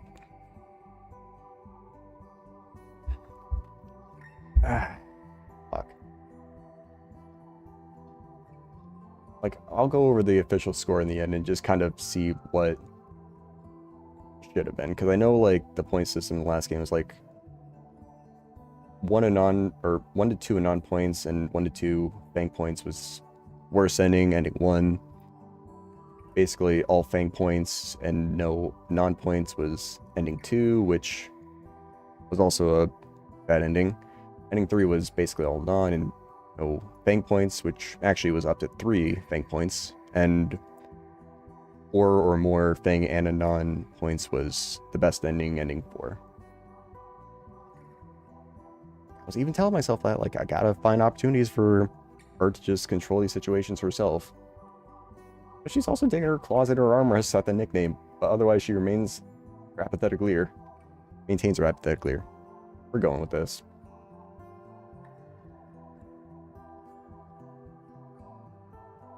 Granted, I don't like backing up. Like, depending on, like, what ending I'll get, I'll just compare it to the score. Granted, I'm going to go with this as the official score, but, like, what I potentially could have gotten as well. My first time I played Snoop Game, I got ending 3, and I was 1 Fang point off. Literally 1. And it was literally just one of those choices I thought it was going to be, like, not going to matter choices. It was literally just ask between, like, if we should split up between Fang and her brother Nazer. And I chose Nazer. Like, it was literally just that choice. I'll blame it on the alcohol, even though I'm not really drunk. I'm not even really warm anymore. The more we walk, the more attendees Mia keeps blurting out to try and get a prize out of either of us. This is why you don't have any real friends, just hipless salamander. I don't know if Olivia has a plan, because I can't fully understand why she's letting Mia walk all over her like this. I remain steadfast and believe she knows what she's doing. It's really all I can do. Who would even want to be with a cripple like you? I can hear Mia laughing at her own words. Olivia, please change your mind and waste this bitch. Ah, so you got something to say now, Hot Wheels? She shrugs. That's how you feel, Mia. What?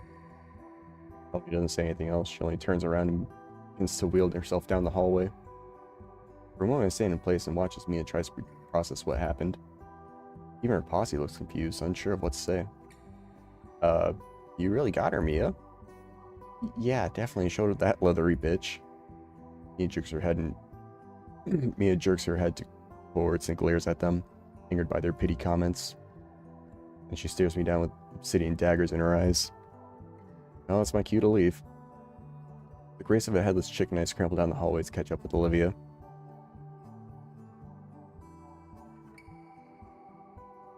I want to know what the other ending was going to be like as well. Around the corner, there's no Olivia to be found. Where'd she go? Suddenly, I hear Ninhara's voice echoing down the hall, followed closely by Mia's. Mia, what are you doing? Get back here, you fucks. Oh no. Oh no, no, no.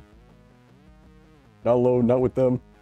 Dread fills me as I hear the pursuing predators' heavy footsteps approach me. Grab from behind. I'm dead, I'm dead, I'm dead, Whoa. Suddenly, I'm violently pulled aside, right into the school's elevator by the coat of my jacket.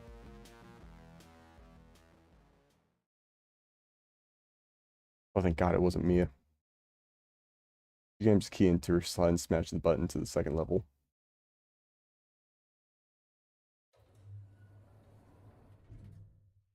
As the doors close, we hear Mia roar out for us. Next time I see those two again, make sure that oversized Cuball has to use that wheelchair of hers instead. Okay. I'm gonna load this back up.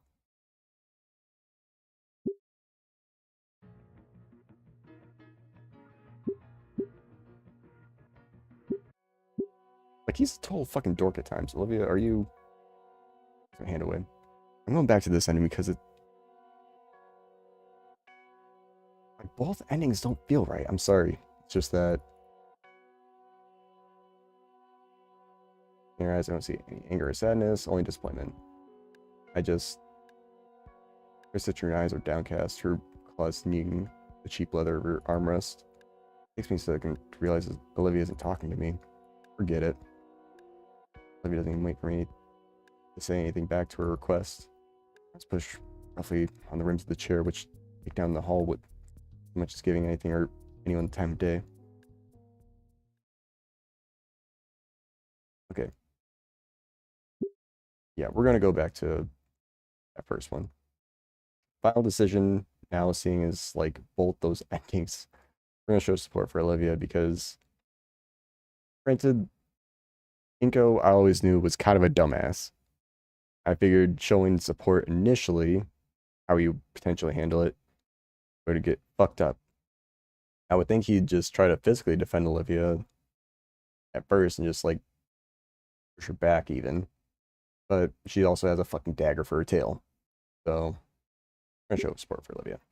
And skip all the way. Yeah, I like this ending a lot better.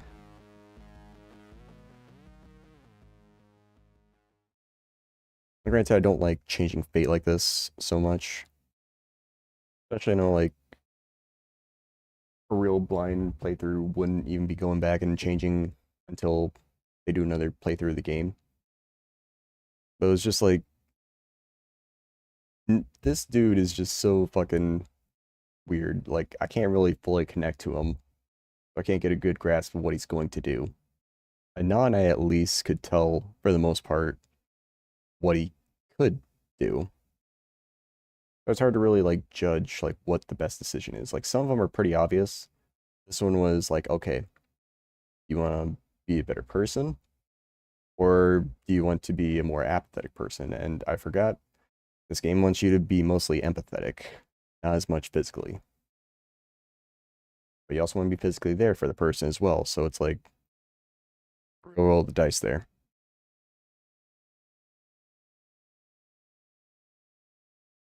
I'll try not to go back on decisions like that again, but still, it kind of irks me. She jams the key into the slot and smashes the button to the second level. As the doors close, we hear Mia roar out for us. Next time I see those two again, I'll make... Okay, I already said that one. Thankfully, the elevator door closes shut. The car jerks upward before making its descent. Never knew I'd feel so grateful to be in this death trap. I catch the breath of head and held my eyes lined with a pair of silvery serpentine eyes. I appreciate what you did for me back there. I'm surprised, not sure what's really say back, really. I smile back and nod. In return, she gives me a half smile before recomposing herself. You should, roll with me in the elevator now. Come. You just become enemies with her. If she sees you, you'll be a wad of gum under her boot. Oh, joy. Yeah, your best bet is just avoid her now. This way you'll stay out of the hallways. I appreciate it. Don't mention it. Wait, the elevator will stop me up beating the snot on me in the entire rest of the school? Yes. You hear the small electronic bing of the elevator and the door slides open.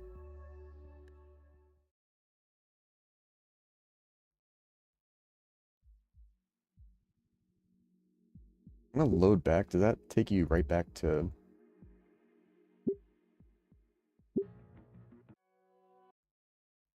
Okay.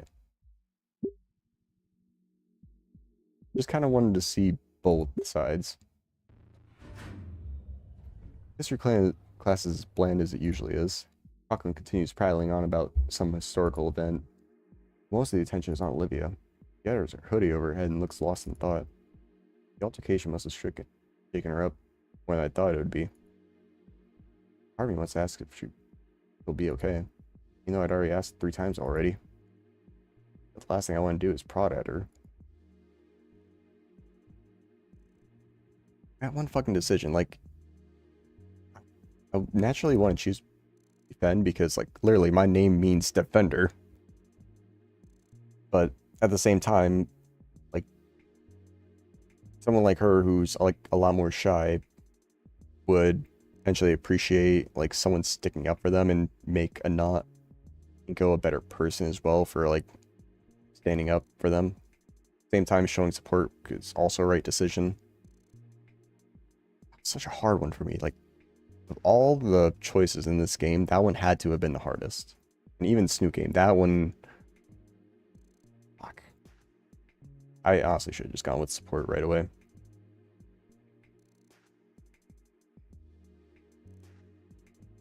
Enough class.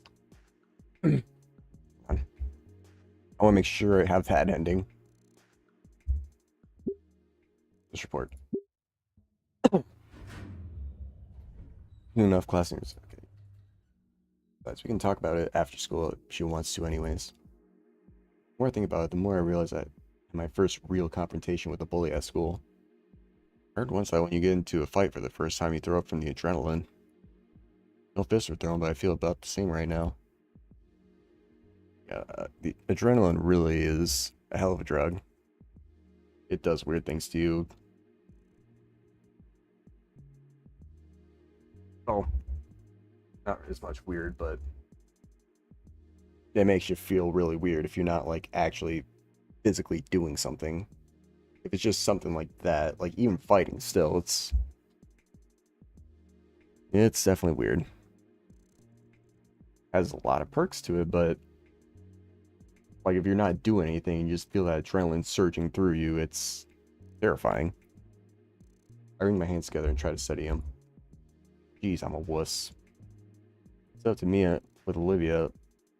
I end up in this mess. Final class ends and I'm set free for the day. Stepping out of Hammond's main interest, I'm trying to get my friends held together in a tight-knit group. I usually don't see any of them after school. I would assume they left as soon as the bell rang.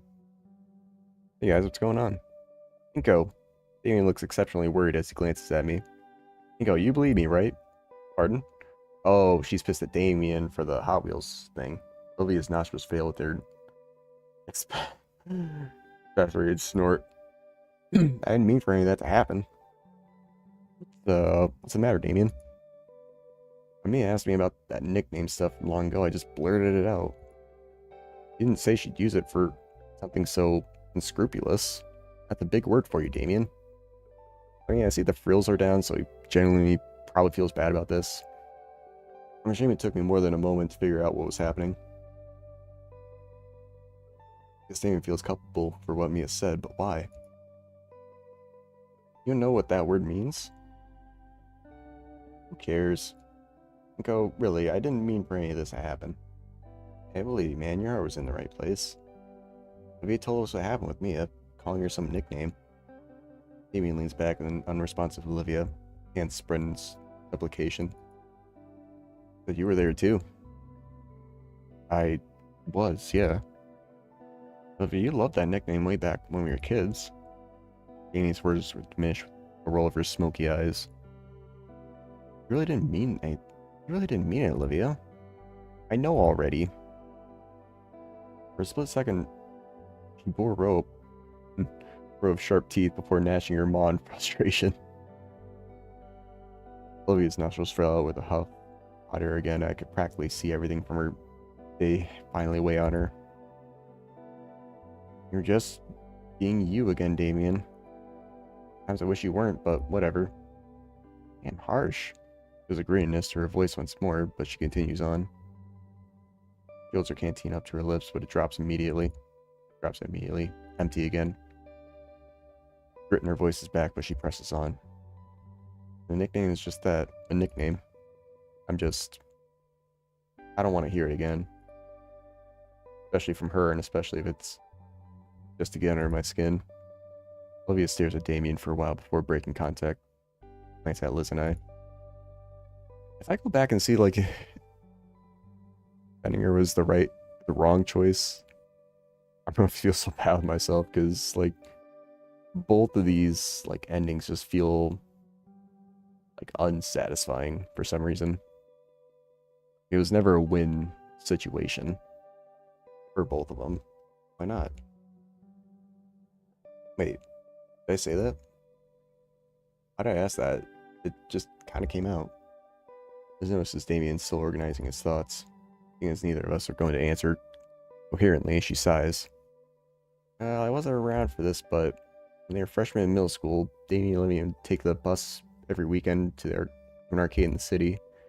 Guess he came up with a nickname around then, and it stuck. That's half right, but I didn't come up with it. I bought a chunk of change for us to play stuff with each other. A match. Just about everything. There was a quarter, probably still is. I don't think I won even once. When she stood to win something, it was like a switch went off in her head. Never seen Olivia get like that. Some of the teenagers were watching us too. They saw everything. A couple challenged her once. I ran out of cash, and sure enough, she ended up clearing house all afternoon. Like it was all she talked about at school and all week until you can go back for more. Only took me like a month for her to be recognized as some local champion. Sometimes along the way, people started calling her Hot Wheels. Don't remember really who or when. I do know it's proof that she got that fire in her.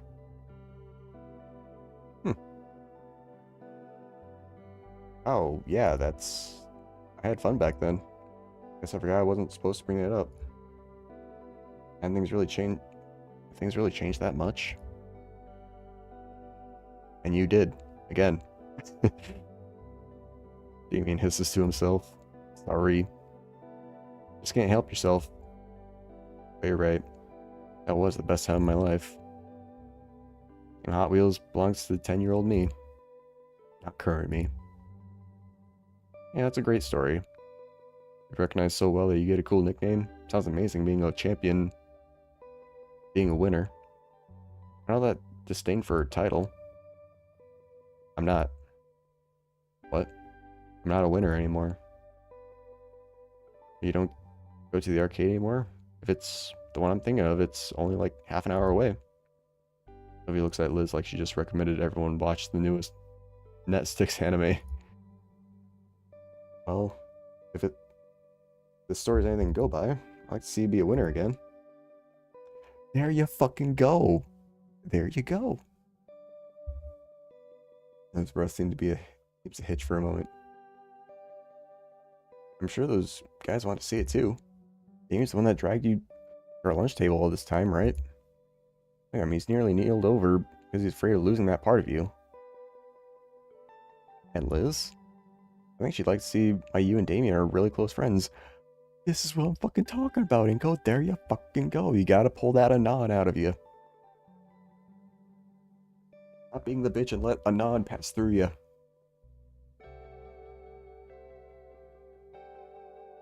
Yeah. Just as quick as I gained the bravado to speak up, my words left me immediately. I think I accidentally put Olivia on the spot there. Whoops. Well, her tail rolls along the back and rolls along the ground a bit in contemplation.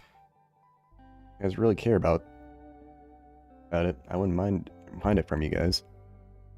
All at once, Damien lights up. Yes! Alright, Hot Wheels is back. You guys. Now first to Liz and Inko. Haha. Damien's shoulders drop for a moment, but he quickly recovers. Hey, if I were getting the name out again, should we go visit the arcade together sometime? We should go visit the arcade together sometime. I'd rather not. Okay then, how about their name, like Death Roll? Death Roll! Oh, like the Death Roll Gators do. Olivia swings her tail around to trip him, but he's fast enough to jump over it. Damien's words flood out as he contemplates new nicknames for Olivia to try and appease her, many of which are shot down by her, or leave Liz and I chuckling. Gradually, our giggles die down, and the four of us chatter a bit more about the day in general. Eventually, Damien and Liz head their respective ways, with Olivia deciding to stick around. Ugh, alcohol's catching up with me and burping. In a few hours. Probably go for an hour more maximum. And probably pick up on Monday again. Most of the school has filtered out to their various homebound rides or to their after school activities, leaving Olivia and I alone. Hey, I'll roll with you. Really? I mean, I don't mind, of course. Yeah, it's nothing. House is only a few blocks away anyways. But I'm sure someone would beat you up and take your lunch money if I didn't. Plenty of time to make it the next train, so the two of us take it easy. I finally managed to break through the autumn clouds, making the walk almost unseasonably warm. Yeah, I thought the last day of summer was weeks ago. Huh, it was. I don't mind it staying warmer longer, though. It was pretty great to me. Olivia gives her chair an extra hard push, letting herself glide by unaided for long enough to stretch out her arms to bask in the sunlight. I figured you'd like the heat. Oh, what, because I'm a dino? No, not like that. I'm just playing. Relax. You're pretty touchy on that stuff, aren't you? Two of us finally make it to the train platform, nestled as if it was off the main street. I can see the train a few blocks away. Our walk timed up rifle perfectly. I just think it's important to be educated is all. Even if you're, what, the only human in our school? Olivia fast flashing me a cheeky grin as my train pulls up. I have to admit, but her mischievous nature is a little infectious. As the train door opens, I leave Olivia with one final jab, something I know she'd appreciate. Hey, whatever you say, Hot Wheels. I neatly dodge out of the way of her slashing claws, stepping smartly onto the train as the doors close. Inko, you son of a bitch! Get back here!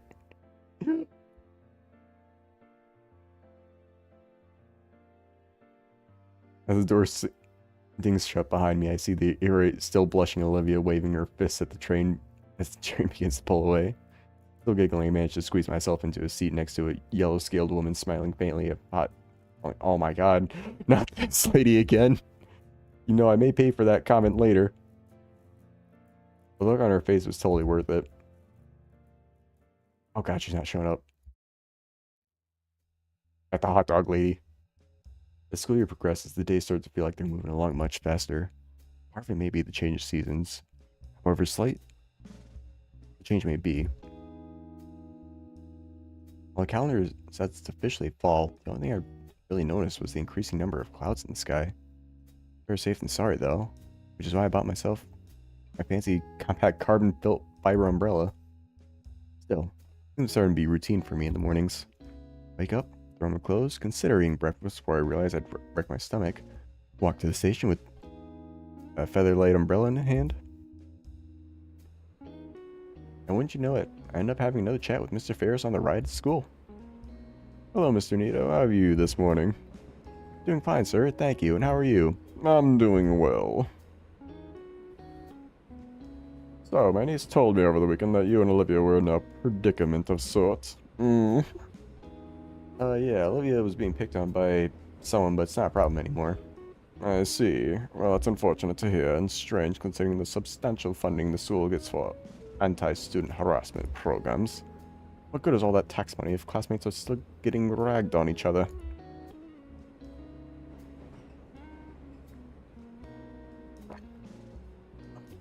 I'm just gonna finish off this last bit of drink and probably stop there for alcohol. Last time I actually drank heavily, I ended up throwing up and breaking my 12-year streak of not throwing up. So, I really don't want to get that drunk again. Like, granted, I like getting tipsy, but like, I think I'm gonna hold off that for a while.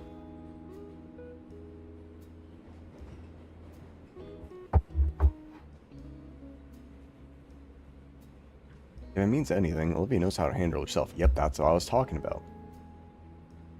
I'll just give myself that one retry on a decision.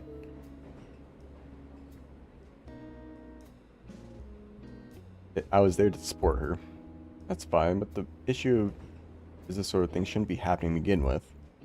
That aside, Liz has gotten somewhat enthusiastic recently regarding Olivia. I'm surprised at how animated she's gotten. Ever since that get-together at Randall's place, I think. Little animation. I'd wager you do have something to do with it, no? Maybe a little. Yeah, I was currently rocky in the beginning, but we've been warming up to each other. It's nice seeing a different side of her, even if it's brief. I don't know. Can I take credit for that?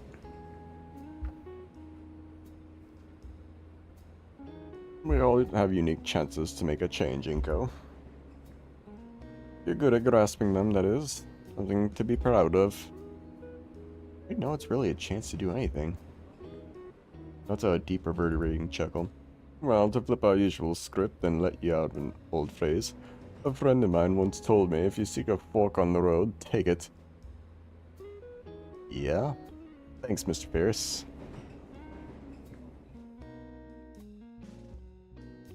Like my morning, the school days come routine as well. Play through PE with Damien, see Olivia's new doodles and sketches in art class, watch Liz lose her mind torturing Damien at lunch, talk shop with Ben. But now I've been avoiding Mia like the plague because she's surely out to kill me. All said, I think St. Pan has been my best school experience out of... Man, lost count of how often I'd moved. Must be the fresh head trauma. As for today. It's been raining pretty often recently, so Coach Sully made us play more dodgeball in the gym. It's definitely got him for me, the way she launched them at me with the speed of a catapult. Dude, those frickin' arms for a woman, same as Inko's, basically. Frickin' Damien over here, Mr. Swole.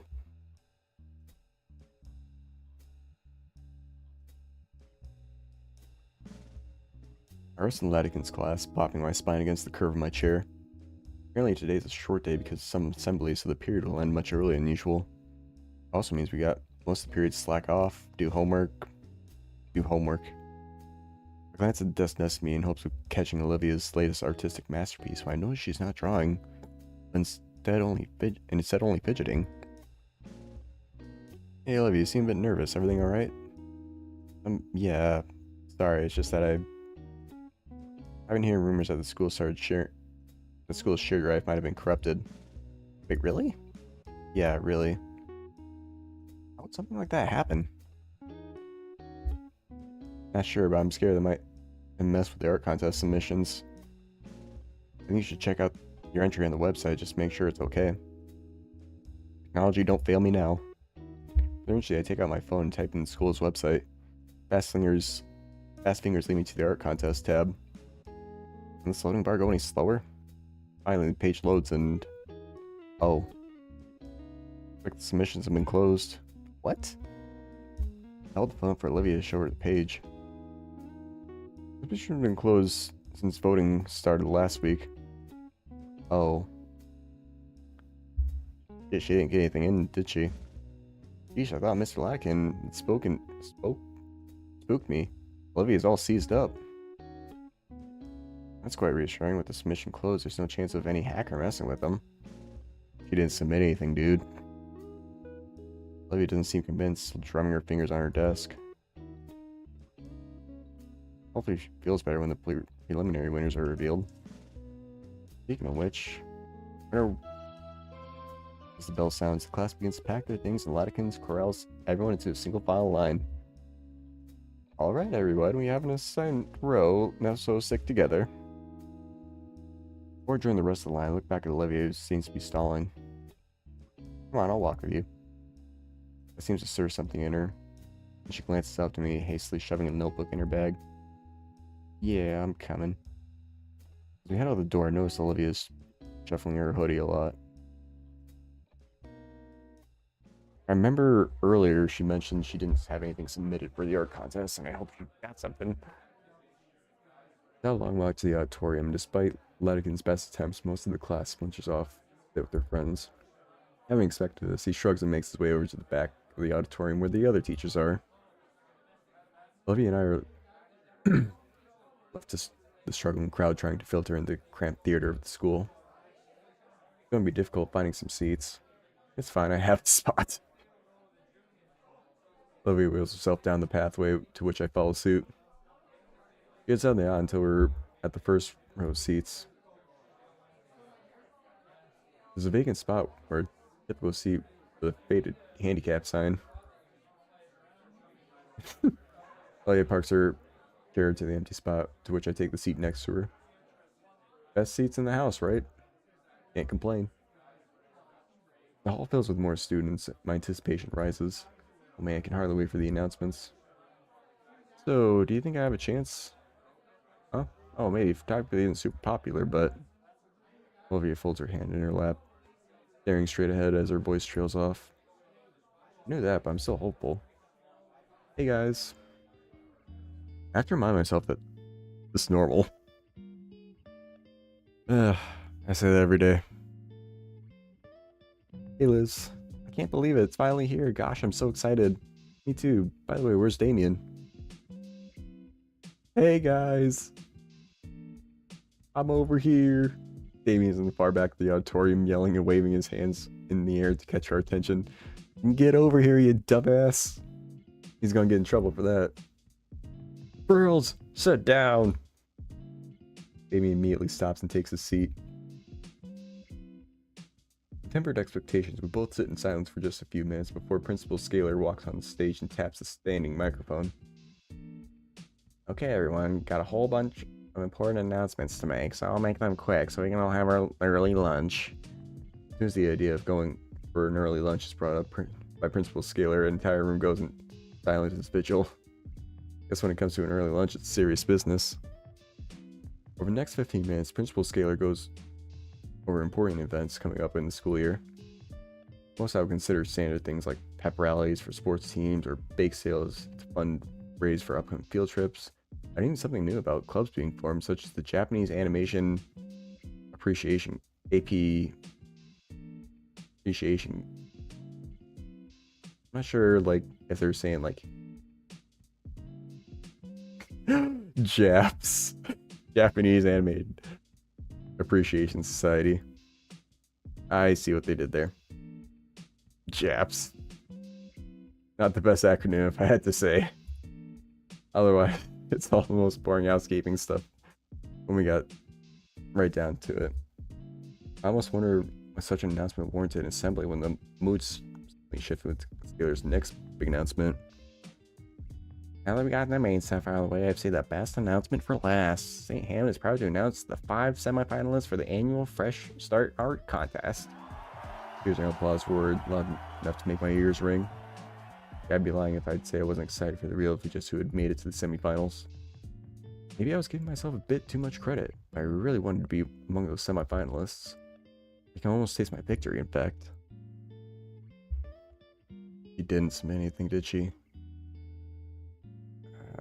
I'll have to turn to face Olivia, prepared to cheer alongside her, but I'm stopped in my tracks when I noticed that, unlike the rest of her peers, Olivia seemed to be uneasy about the prospect. Almost scared, even. Before I can ask Olivia why a sudden change in mood, Scalar continues with her next words, cutting my train of thought off. And here we have the 5 semifinalists. Pieces of the 5 skilled art students had beaten all the other competitors came up, followed by the names of the victors right above them. Last, I see some photography submission in sight. At least I gave it a shot, right? Oh man, I didn't make it. His neck droops down like a melancholy noodle. I can't help but feel pity for the bummed out Brachiosaurus. Bzz, bzz. Check my phone, I see. Tell Liz to come back here, bro.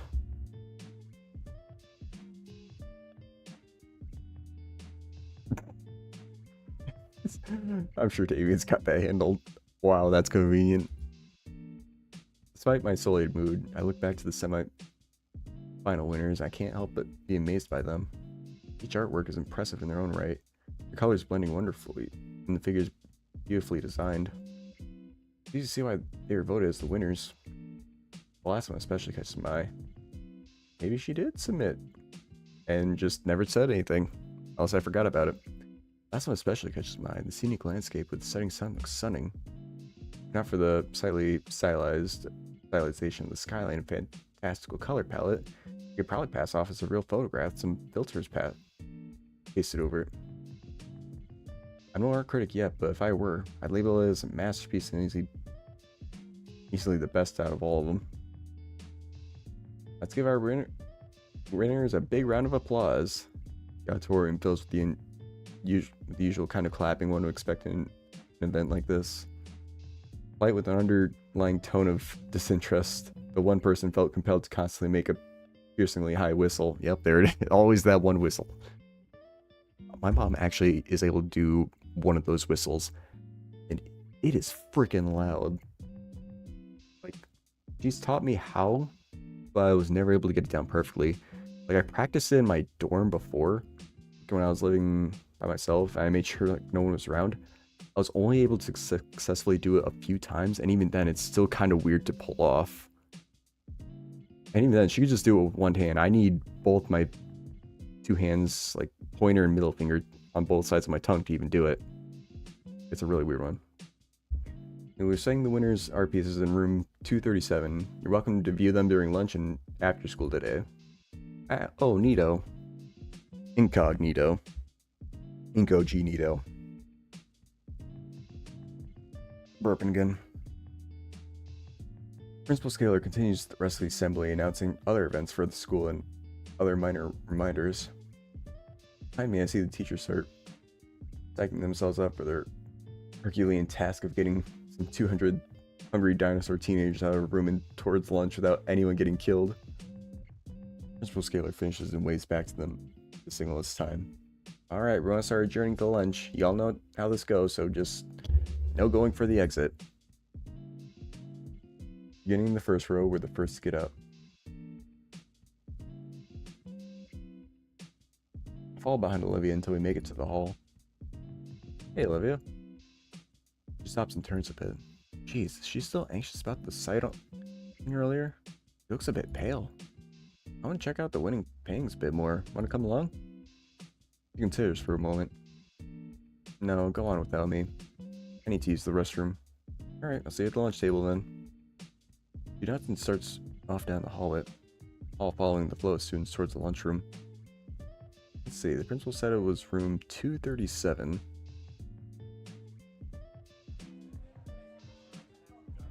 First thing I noticed walking into the classroom is the amount of people checking out the gallery.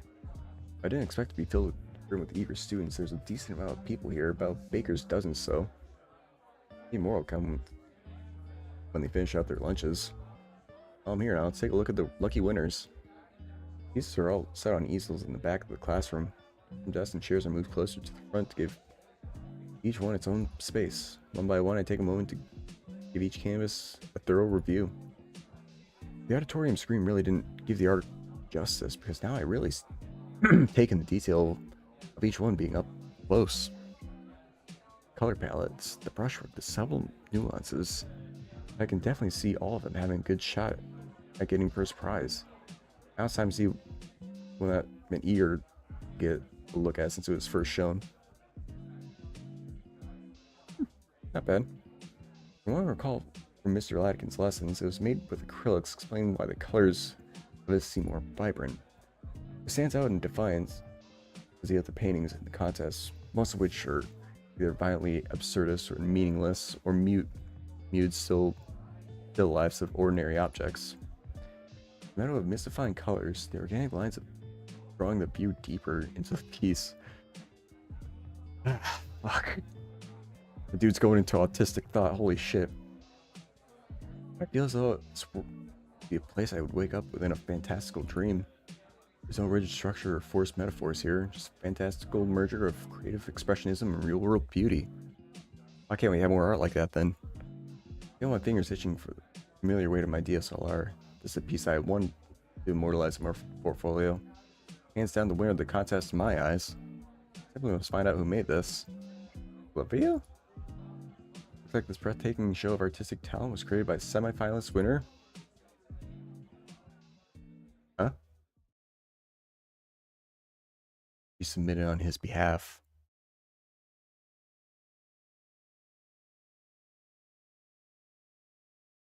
That's a problem. Hi, Inko, I'm glad you swung by. Looks like you're reminding the art contest entries. I told you that St. Hammond's artistic programs were unparalleled. That's not mine. What's not yours? I try to say more, but the words won't leave my mouth. His eyes follow mine to the bottom of the painting in front of me, and I watch as he makes the same realization eyes do. Inko, you didn't. Did you paint this? I had no idea your style was so developed, so humble. If I had known. That's not my entry. It's not? No, mine was a photograph. What's your name doing on this one?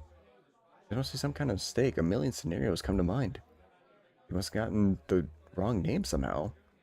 If they did, I think the real artist would have come forward by now. And this website must have been hacked or broken.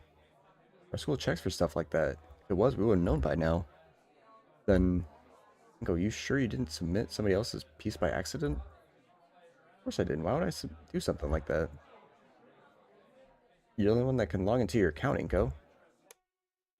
Suddenly everything stops. My account. Somebody? Look, relax, alright? We can get this sorted out. Just don't panic. Ben lowers his voice. Inko, just be clear. What? You didn't just get a bit of extra help, right? Ben looks at me through the edge of his glass side-eye.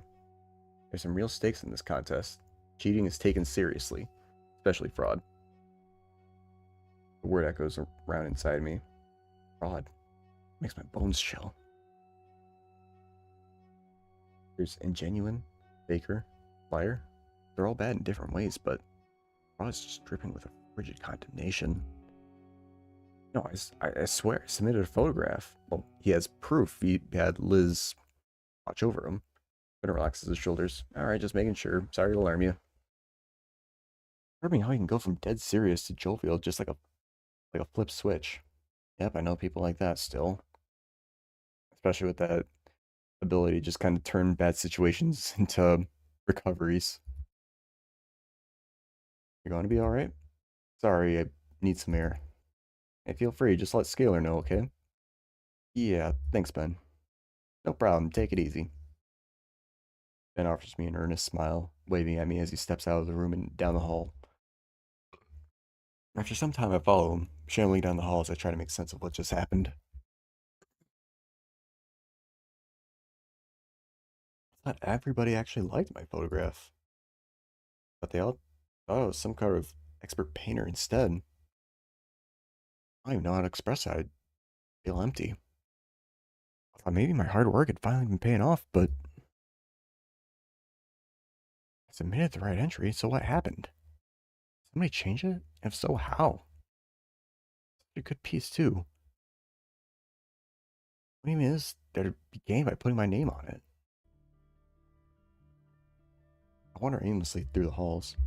I thought missing lunch passed in my mind, but there's a different sort of emptiness raiding my stomach.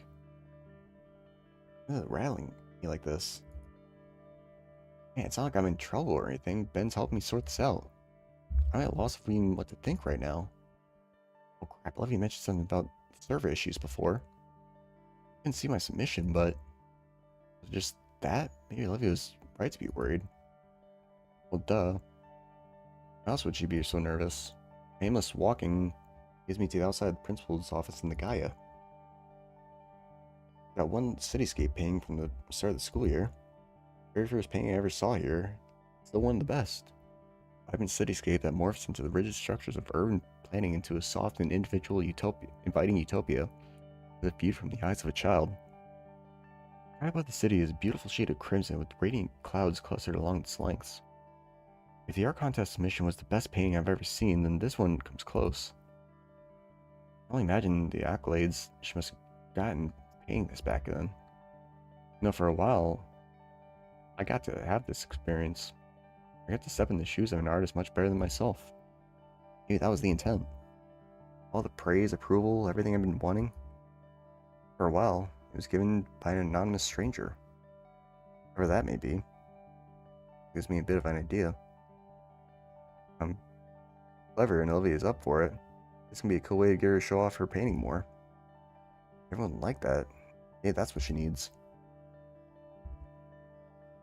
I could act as like a personal publisher for her, but she doesn't have to deal with people.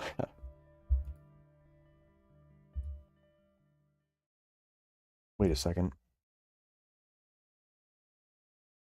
I peel down the empty hallway. I need to find Olivia. Couldn't possibly. Why me? Why would she? Thinking about it only increases my worries and desperation to find my hope to Raptor Jesus isn't the culprit. I happily check all the places where Olivia could be, but I can't find her anywhere. Yep, that was the thing that she was. It's called a baryonyx. I forgot that in the first episode. Like, I remember she was not technically a gator, but like a dinosaur of some kind. I couldn't remember what it was. This is the first time I think they've mentioned it. I don't remember if there was any other time before this. However, the baryonyx leads me to the second floor of the atrium. I've looked up baryonyx before. Like, all the pictures I've seen online don't look like a gator of sorts. Hang on, let me look this up. Baryonyx.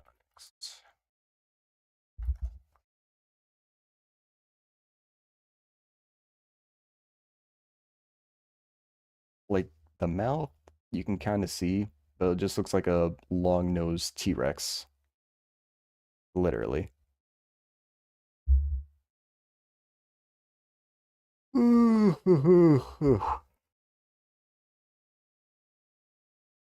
Yeah, just doesn't remind me of a gator right away.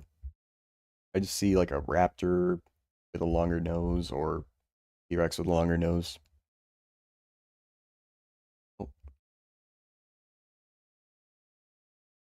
not for, yeah, second floor of the atrium. I feel like there are a lot of lead brick in the pit of my stomach as I internalize my current situation. Soft pattering of rain hits the window, hitting the windows, grabs my attention to see a gloom-covered caldera outside. Never say that right. My eyes wander along the school's pathway, covered in mud thanks to an earlier rainfall. For tracks. Wait a minute. Look like tracks in the mud. I burst through the main entrance doors and I'm met with the feeling of droplets hitting my head. Outside, a dark overcast has rolled in. Forecast called for an on and off rain during the day, but pretty gnarly clouds. Makes it look almost dusk around. What am I wasting time for? Follow the trail with urgency, fearing that the rain will wash it away. But it's going down the whole pathway. I ignore my clothes becoming progressively damp and the water collecting on my shades. Eventually, I round the corner and it leads to the bridge, and I see a distressing item at its end.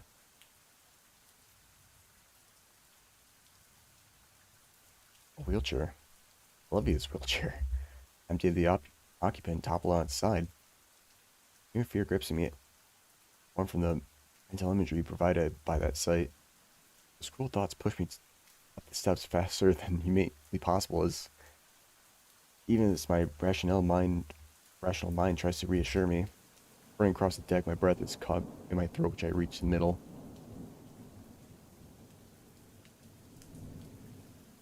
On the ground, head slumped over. There's damaged and soaked school supplies scattered all over the walkway. God, is she okay? The ship's trying to force me closer. Slowly, her head lifts up to the sound of my shoes squeeching on the floor. Inko? Her tear-stained eyes stare at me with a dead expression as her voice sounds weak. Olivia. I feel like I can finally breathe again. Slowly, Olivia pushes herself up, and I notice she's lying on top of a pile of paper shreddings. Feeling of relief slowly fades away, and I remember just what I was looking for. We stay silent, only staring at each other, and this rain continues to bear down on us. She simply sits there, letting herself grow more and more soaked from the rain. Do you want to talk?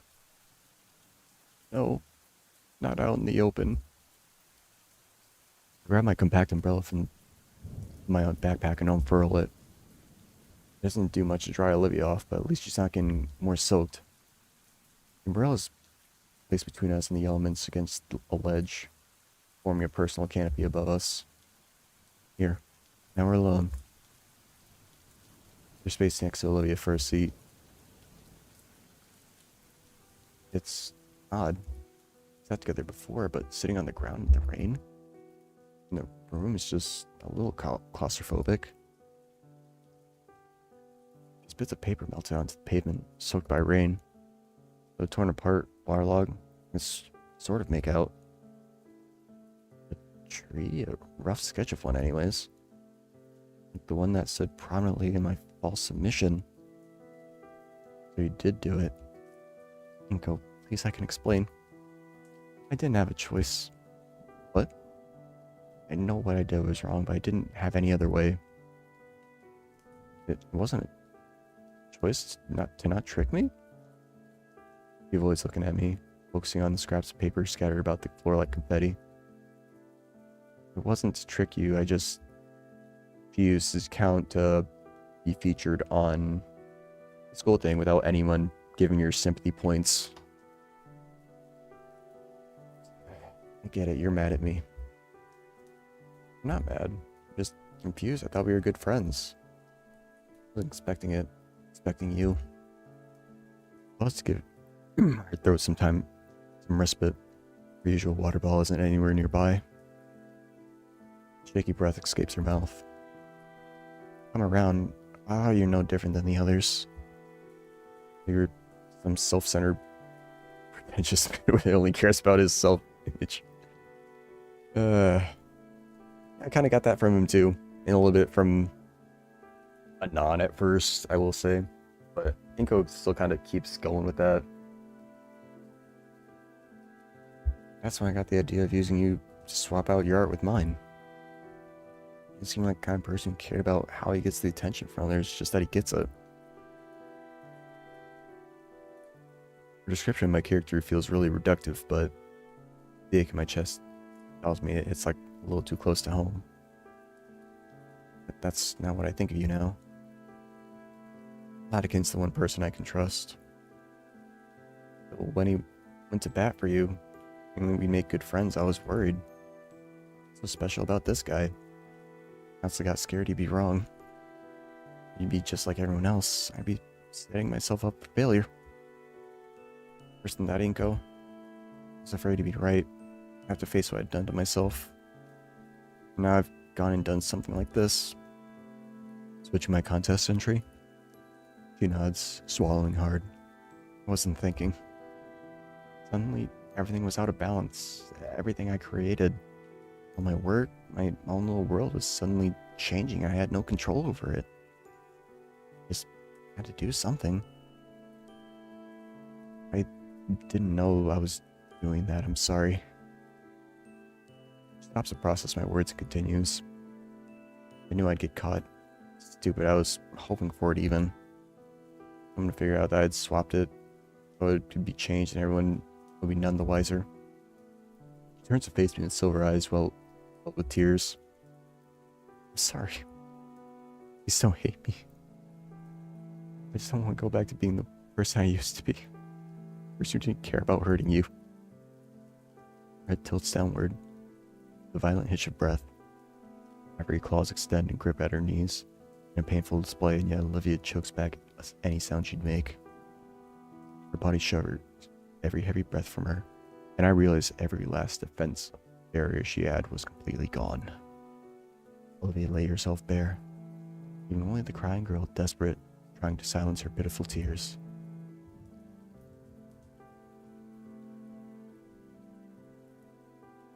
Oh, fuck.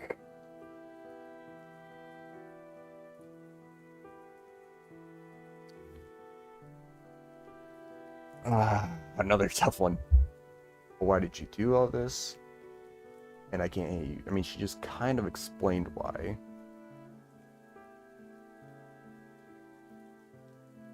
I feel like we'd get a more empathetic response out of this one, but a more direct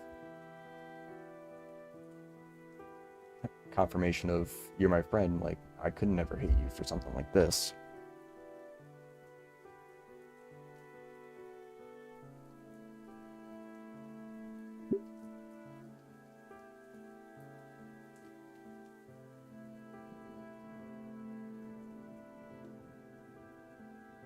Fuck. I mean, there's plenty of slots, but I like having some saved. Okay. Just in case. So, I'm gonna go with this one. I hate myself for thinking this, but she still really hasn't told me why she did it. I mean, she kind of did. I don't want to push the issue too hard, but not now. When? I just want to know. Why go through all the trouble? What are you trying to accomplish? I immediately regret my words as the pain grimace on her face drives home the mistake she's made. Even if I'm in the right to ask, I feel like a villain for pressing her, but my respect for Olivia's feelings, I stand steady. Because back down would, well, you denigrate her, like all those people in the past have done. Yeah, like I was saying, she wanted to know what people thought of her art without being sympathetic for her situation. I wouldn't see what people thought of my art without knowing that I was the one who made it. Why'd you want that? Isn't it obvious? It's always the same thing. Her voice takes a deeper pitch. Oh wow, you're so talented and inspiring.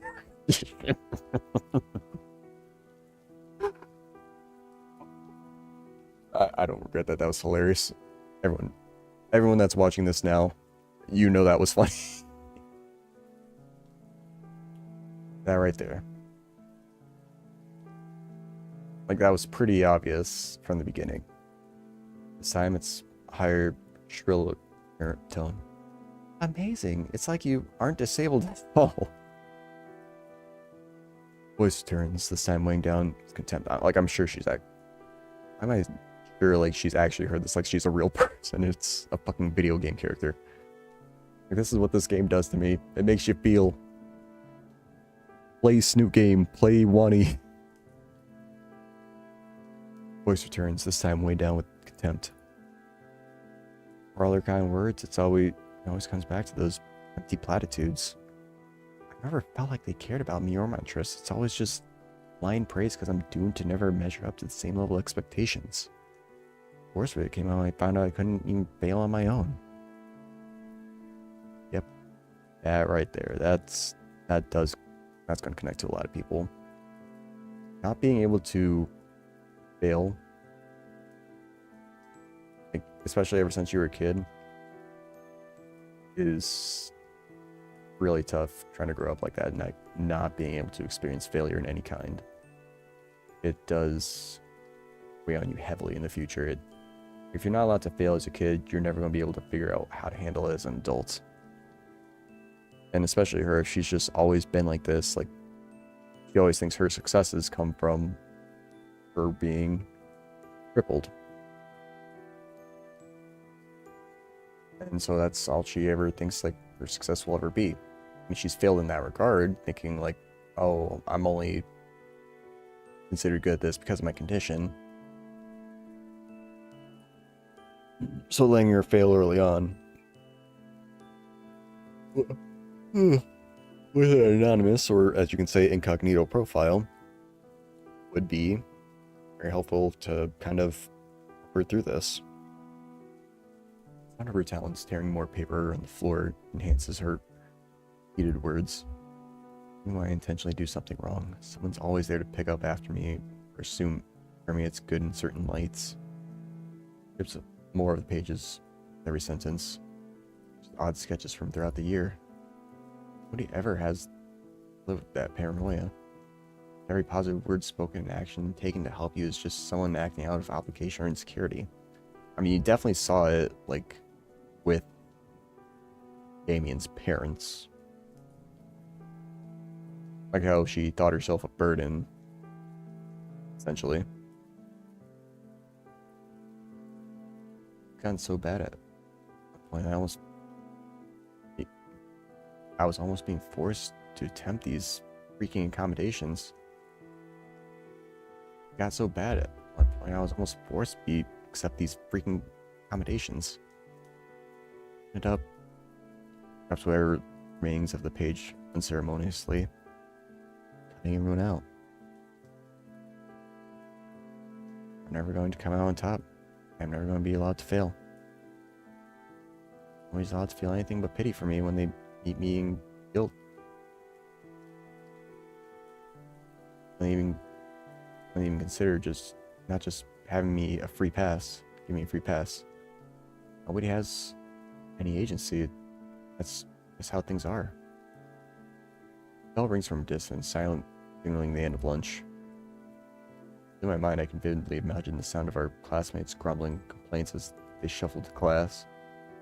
I choose to listen to the rain, the softer pitter-patter of droplets land atop my umbrella before slipping gently to the crowd around us. Realization that sound alongside the dimmer ambience and overall wetness has turned a tiny park I'm accustomed to into a near alien local. I wondered to myself, this is why Olivia came out here. A small way of all her work seemed to revolve around average places, but altered around natural and beautiful overlayings. Ranging from the familiar yet adding in fantastical. I'll go over to Olivia, seems to be lost in thought. Does sound pretty tough. You gonna be alright? No. Honestly, that's only the start of it, but I want to. No, you wanted to know, right? I want to tell someone. Anyone. Right now, it's just Latican. Very sick of it. Alright. Happy it affects my family. Say that like you don't think they are.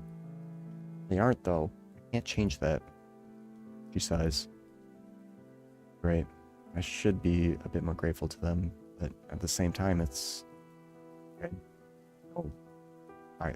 I know all too fucking well I could just hang out at Payne's for as long as I need to after graduation. It's too nice to not. The arrangement with my actual father could probably last indefinitely. Just detach from society and leech off everyone around me forever. It'll still just be pity and guilt. Okay, so I guess her father is still alive? Like, I saw her mention her father before, but I wasn't like quite sure. We saw them at the pool party. They love you. I know, and I hate it. And I want to love them back, but I just can't. I know. I kind of get how she's fucking feeling. For the past couple of years, I'm just kind of rambling to whoever re-listens to these recordings sometime in the future. Like, over the past couple of years, like, every time I go to my cousin's house, because, like, we've always been a big family, we've always had the holidays together, it just feels like, for some reason, I just don't belong there. So this is actually hitting pretty close to home for me right now.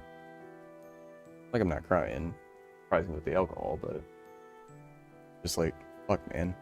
Like, I know some people go through this stuff, but it's like, it's a recently developing feeling, probably because of like my situation with my dad and shit, but it's just been on my mind for so long, and just finally seeing something that I can relate to in this way, it's like, fuck, finally someone else gets the feeling. But even with like all that, I still love them. But like she's saying here, you just can't. This is the game I needed.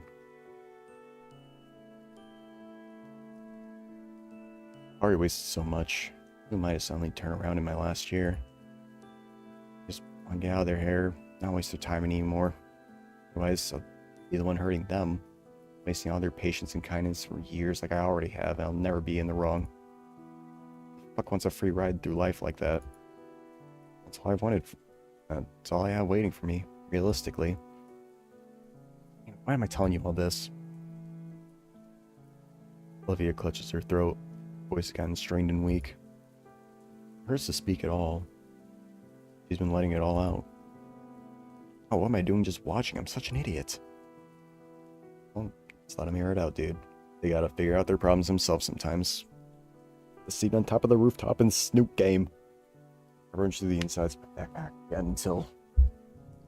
here it is. Pulling out a water bottle, I offer it to her. She eyes it on the ground indifferently, then goes to drink it. The whole bottle's finished in one go. She drops the growing pile of trash. Thanks. I give a silent nod. She looks off into the distance again, picking up her train of thought. I had to do it. I didn't know if I was really good at something for once. Really genuinely good. No false praise, no parasocial relations where I'm really elated so everyone else can feel better for it. I didn't know my art was real. I could be something for real. I have a real way out. That assures me all the time it's good enough. I listen to him. Probably knows everything by now. Anyways, he usually does.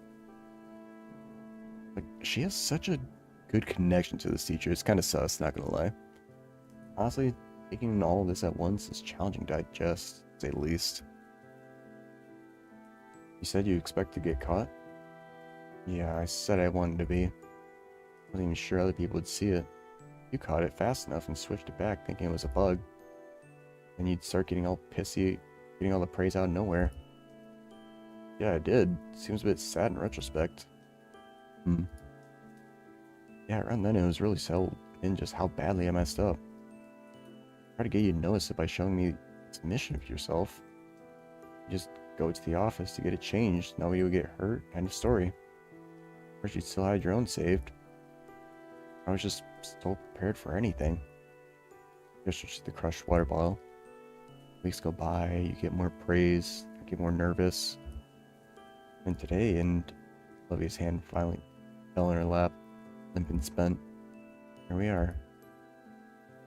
My turn to say something, I guess. Just don't know how to process all this. It's not like friendships come with instructions. My own thoughts are muddled, pushing me to find some way to comfort the girl before me. And yet to confront her would be demeanor like people have done in the past. It's so confusing, and frustration and pity mixed hazardly in my stomach is nauseating. Need for the girl before me that is wrong me, but not out of real malice.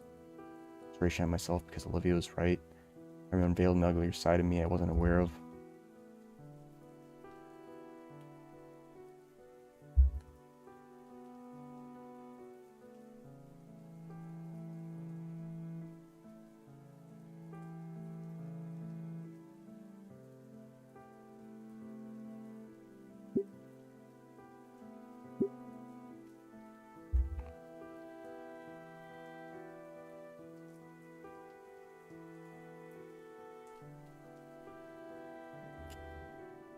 Fuck.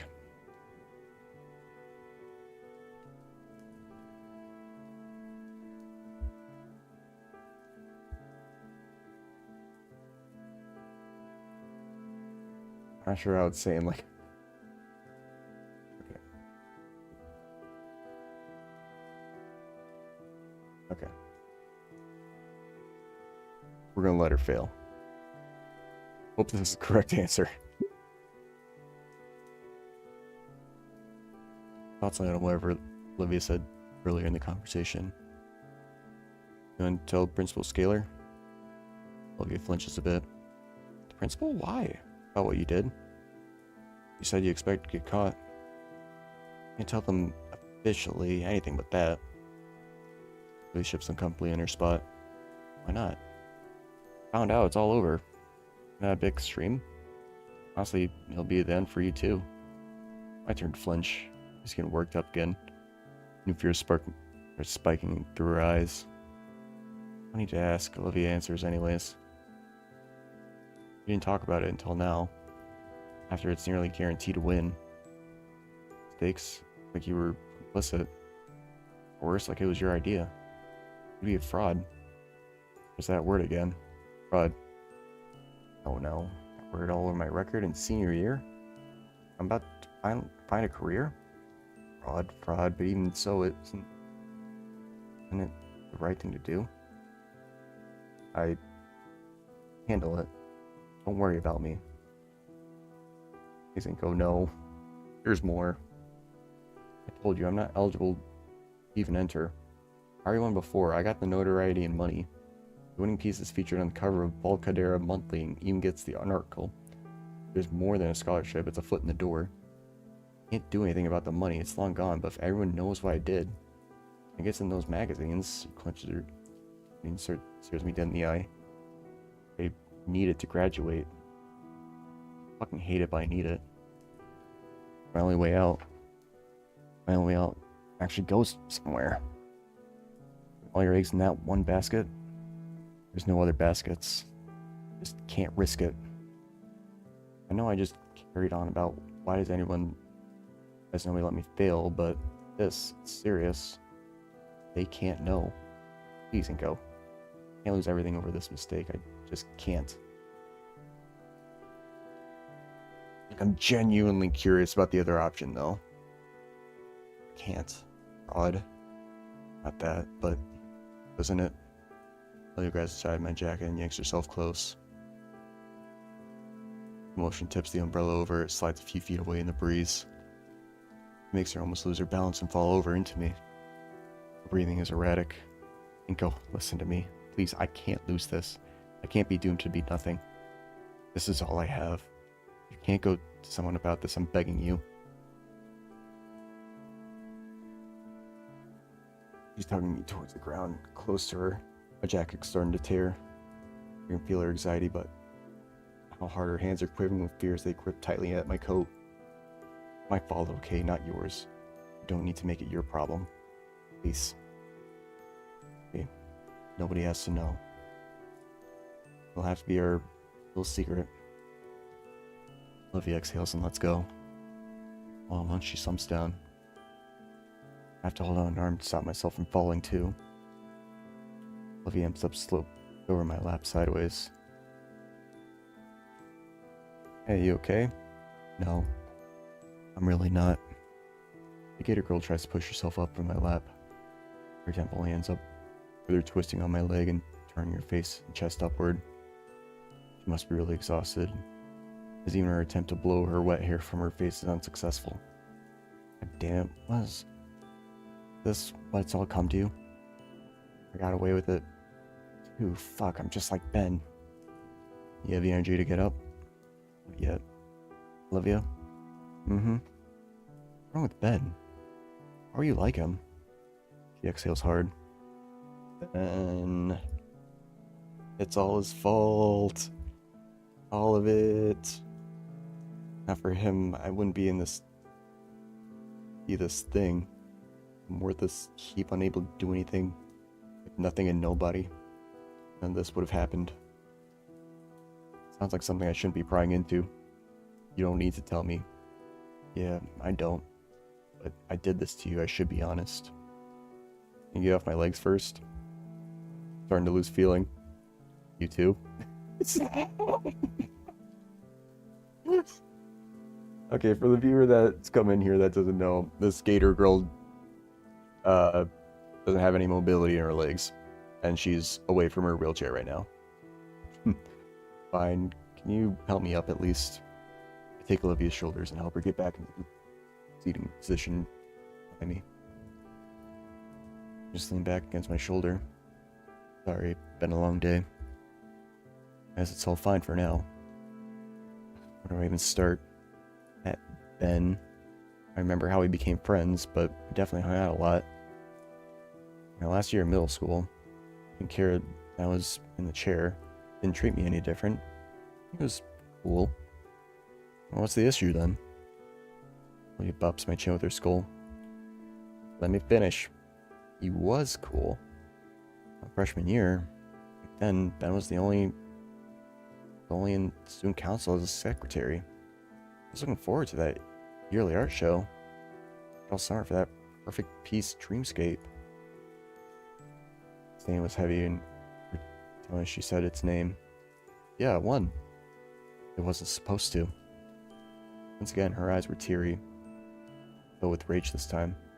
Her mouth clicked shut as she glared at me. Her eyes closed and her tone was once again sorrowful. Ben started advertising himself as my friend. It was some part of his own personality. Yep, what did I say? What did I say? I didn't... Sorry, he had that fucking negative personality. But escapes her carries years of repressed anger. Even his friends started doing it too. Being around me was an act of charity that made them better. And she told me straight up, I'll give him that. Her voice shifted again, but this time, instead of a voice to lampoon someone, it was an eerily smile to Ben. I'm universally down on my luck. And a week later, people started walking up, giving praise to my submission. First time in a while I'd gotten compliments for my work. I thought my submission was going to win. I was exciting. But Damien showed me an article in the school newspaper written by a certain student council secretary. It was basic crap about the art submission. The other half was about me. Ben had written the longest segment about the talented poor girl in the wheelchair. Actually worshipped me for my determination. Prize to prize, it wins by a landslide.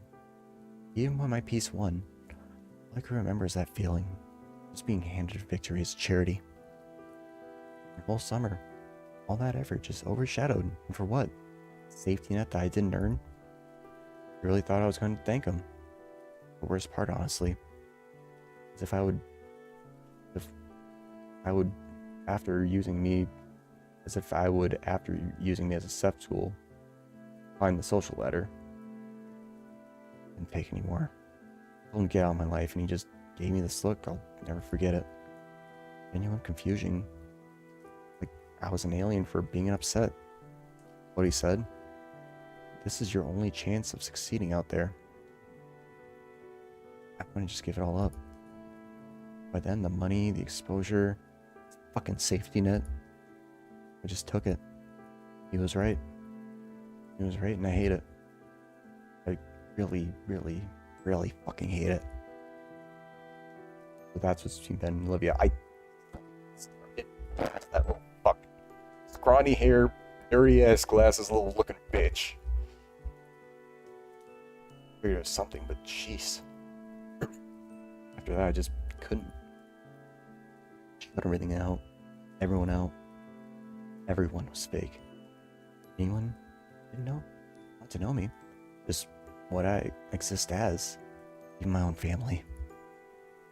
It's all his fault. All of it. Well, what? That's it. That's the truth. I just wanted to graduate and get away from here. From him. He ruined my life. Because of him. I'm not Olivia. I'm Olivia, or a sad cripple. The towel is forever mixed to my name. Oh, and that's not true. You're right. It's not. You're Olivia. No, that's also not it. I'm not Olivia. God's funniest joke. Nudge the umbrella back over to us. Goes back to its spot propped up between us, recreating the canopy shielding us from the elements.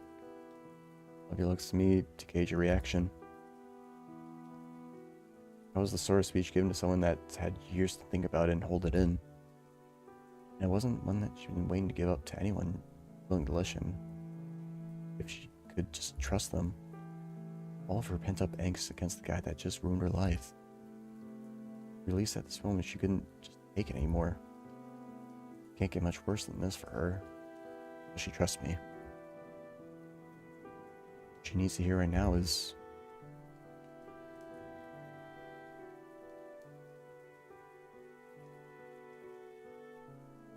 more choices like this. Fuck.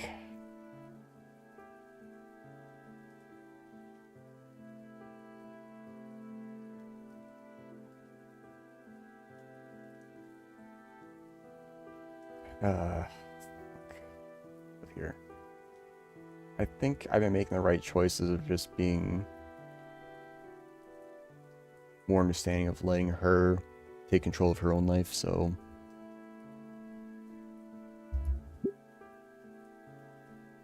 Oh my god, he takes his sunglasses off? Take my sunglasses off and lean forward, placing a hand on her shoulder. He takes a moment to register the new sight, looks right at me, anticipating whatever I'm about to say. You're not a joke, Olivia. Appreciate you trying and all, but it doesn't matter. Damage is done.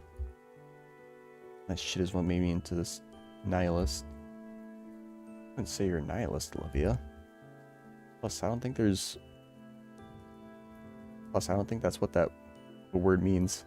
Still enjoy some things. Got a better word?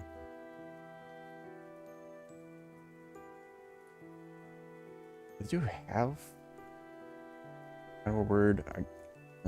What's the right one though? I don't even fully remember it, but it's like, forget it. Another time. There you go. That's besides the point. Ben did something horrible, but you didn't take your agency. Are you saying that I ruined my own life? Is that it? Well, you did say, like, you did take a safety net and fell into it. But there's still a chance to get out of it. Annoyance bubbles up within me as she argues back. You wanted to get caught in the act. Olivia looks at me as if I just spat in her face. So what the hell are you getting at, Inko? What am I getting at? The fact that I can't just keep using Ben's shitty choices as a crutch. There you go. But the catch is, you need to take responsibility for your own life. Who you are and what you want to be. My words catch Olivia off guard. They kept coming. Unbiting now. You say you're this nihilist. You draw these amazing pieces that reflect these fantastic fantasy worlds. And you say that no one wants to know you for you, but you know you have the Haynes, Latican, Liz, and me. Can you blame any of that on Ben? In the art contest, Ben didn't yank some evil strings of fate to make you swap out the submission. You made yourself do that. I know it's hard. I have trouble with this too, but for all of us, take responsibility for your feelings, Olivia. Oh shit. Oh, say that too. Woman. Damn her mouth. Ray has left Olivia staring at me, hung open and aghast to what I had just said. Some realization as I try to backtrack.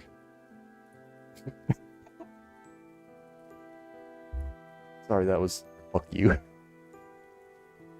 Stopping completely, Olivia's head raises from my shoulder and she glares at me. Her eyes are heartbroken. They're enraged and looking for something to lash out at. But they're trusting. You being right. I know all the... Damn it. I know all that, damn it. I had a second to say it. Her eyes widen and her head returns to my shoulder. Damn it. Damn it, Olinko. I'm stunned as she presses further against me, even using her arms to tuck her legs closer. When Latikin had... You're right, but where do I start? I have no idea what I should do. Voice sounds weak, but there's conviction hidden within it. Honestly, she should have just mauled me for what I just said. It's what she wants. I can do this. Well, what do you think is wrong right now? I'll have to be more specific. Alright. What about Damien and his family? He hums in thought. And there's Liz too. Oh fuck, it's getting late.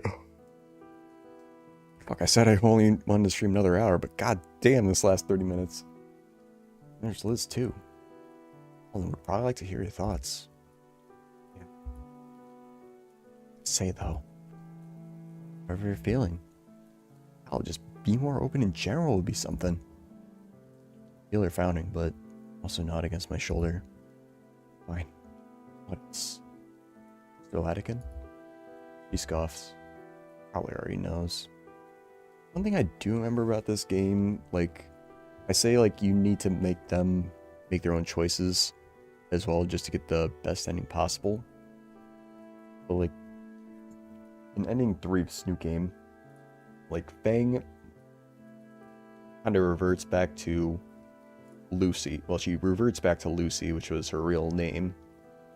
But she also just kind of becomes like this, just attached to a non. And just loses the whole Fang personality.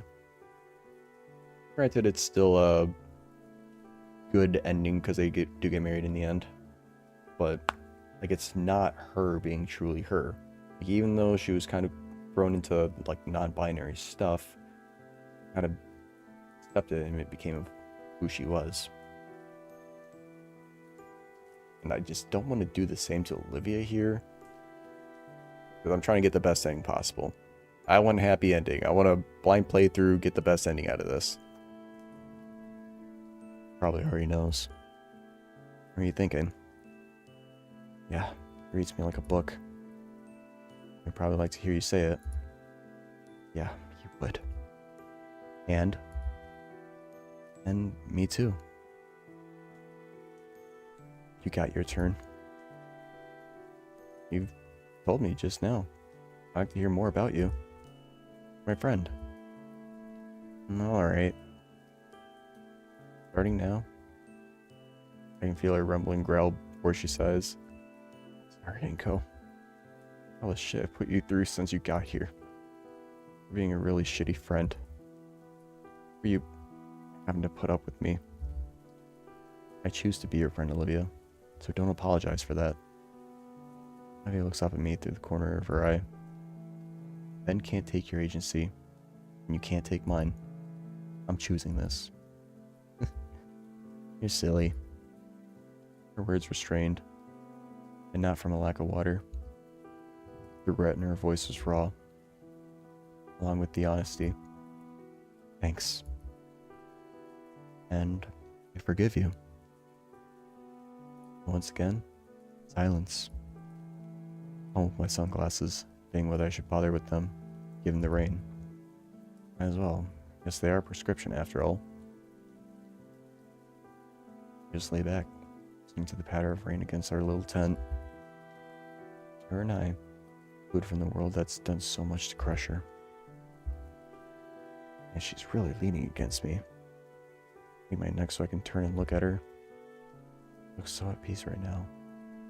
Being with the smeared mascara and wet hair. Starting to lose feeling in my arm though. Watching her like this is that a snore? Guess she would be pretty tired.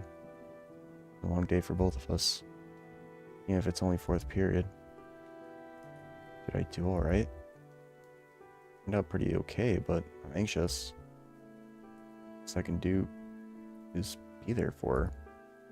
In this case, it's letting her have my shoulder for a bit. Pressed up against me. My eyes slide closed and I try to lose myself in the pitter patter of the rainfall. Oh. Oh my god. Olivia jerks herself up and starts coughing into her fist. Uh, how long? About 5 minutes, probably. Jeez, sorry. You know, I remember when you got onto me for just sitting near your back at the party. Shut up. Looks like you are improving a bit. Olivia bonks the umbrella, making it splash a bit onto me. Hey. Anyway. Olivia stretches her arm. Things go quiet again. Olivia finally breaks the silence. I know you're say you forgive me and all, but I feel like shit for putting you through all this. I was never expect you to be skilled at painting. Called you a fraud. Ooh, yeah, I was trying not to think about that. It's not my fault. Pressed her arm over her knee, and I'm surprised she's managed to bury her longest snout in them. Idea hits me. What if you taught me for real? Olivia raised her head from her arms. Taught you? Painting, for real. Like you say, I have expectations to fulfill. Would you teach me how to paint like you do? I don't know. Tell you what, I'll forgive you if you teach me. You already said that. Olivia looks down in contemplation. Alright, I'll teach you how to paint. You know I'm a lousy teacher. You see my work in class, I'm a lousy student. I got a feeling it'd work out. Hey, don't make it weird. Yes, Professor Halford. Not making it weird. Chuckle as I playfully shoved by her. After everything was said and done, things became quiet. Beneath the solace of my umbrella, we relaxed together. Nice until Olivia begins to shift uncomfortably. Sit and watch. She takes her calves and shifts them to her side with one hand. Tail comes around and presses into the paper-filled floor beneath before keeping her upright as if she's starting to lean forward.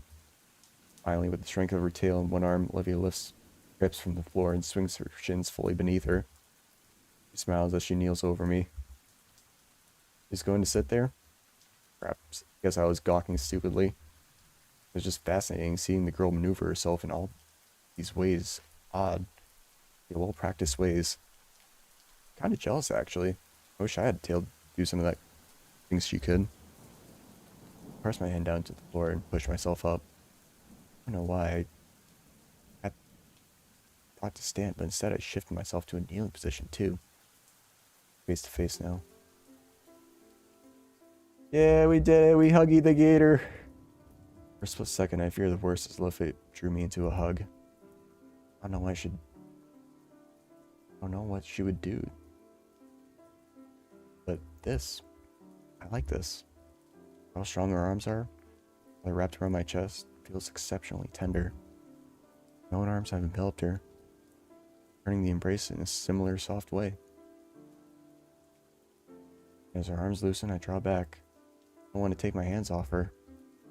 That was nice. Don't make it weird. Sorry about that. The sound of the rainfall hitting the umbrella. Mirrors suddenly pick up the noise of what sounds like squeaking?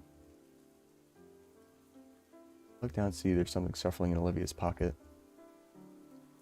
A little beast emerged from the hiding spot with a squeaky yawn, which Olivia offers her hand to use as a platform. Little guy, I nearly forgot about you. Had a nice nap?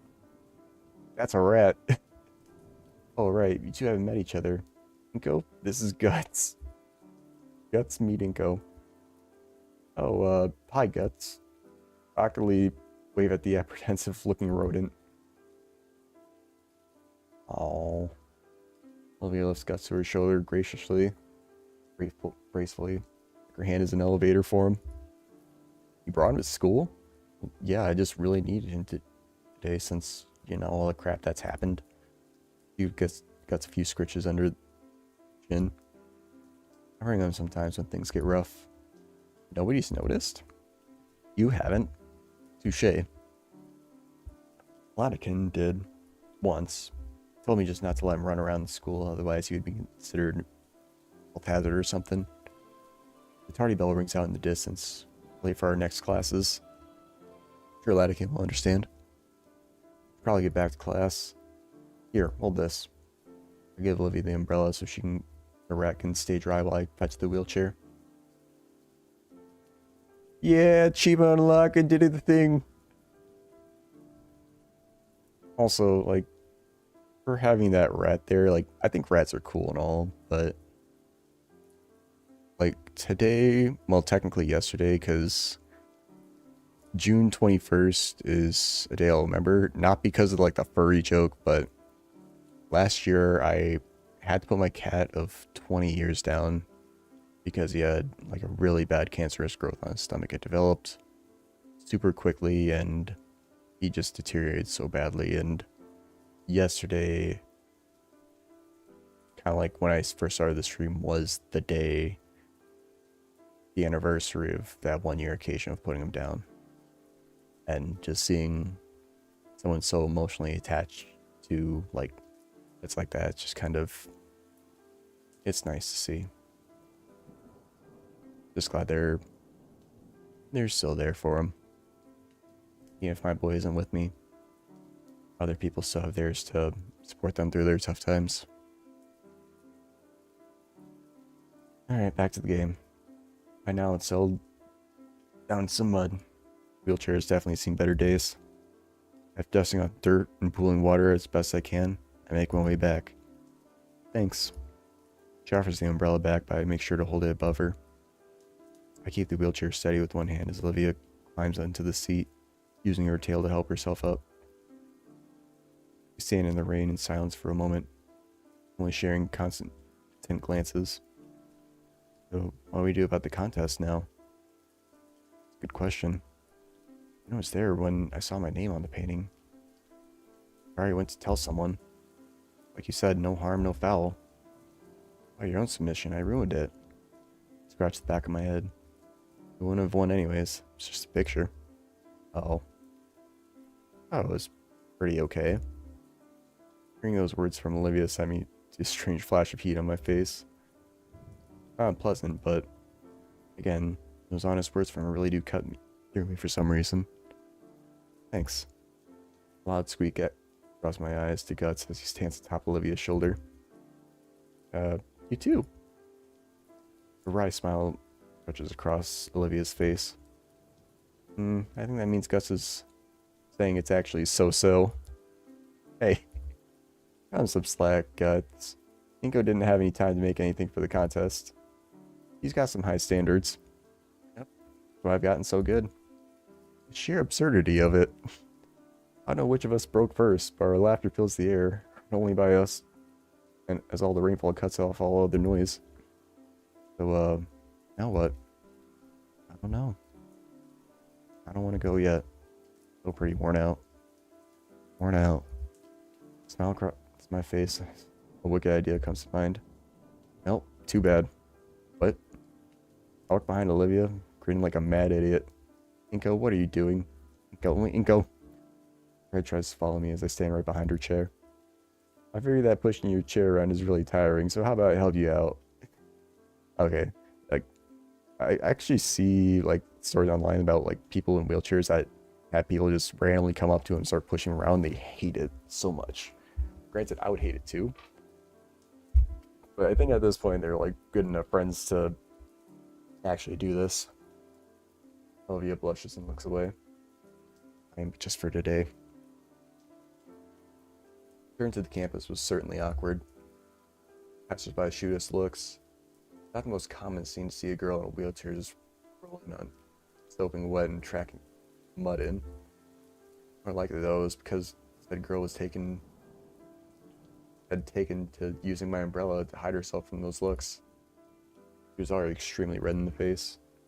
It was a conundrum. Drop the umbrella and let people see her. Keep it up and draw more attention. I'll name it the Nito theorem. It's gonna kill me if I attempt to publish this. Making her back to Olivia's current class, she simply took her still concealed head. I didn't really have much of a choice from all that. I knew the girls' last classes were all in the upper levels. She was in possession of the elevator keys. I was in possession of the weakest knees here in St. Hammond, at least according to Coach Soley. I wheeled her to my current photography class. On the way over, she kept bending her head back to peek at me. She's making sure I'm still there. When I was close to her, the pterosaur professor didn't even bat an eye at the poorly hidden girl. Simply stepped alongside and let us through. I was looking our way, but I chose to pay him no mind. For everything I heard, Olivia didn't even register he was there.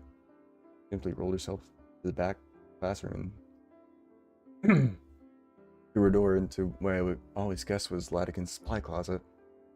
You know what? I'm an idiot. It's a dark room, isn't it? There's my other classmates debated, thankful, as our teacher continued his lecture. Taking my own seat, I focused on Latican. As much as I could, at least, my muddled thoughts kept me at distance the whole period. Before the bell rang, Latican stares me dead in the eyes. He points a stern finger directly at me. The floor to signal, "You stay."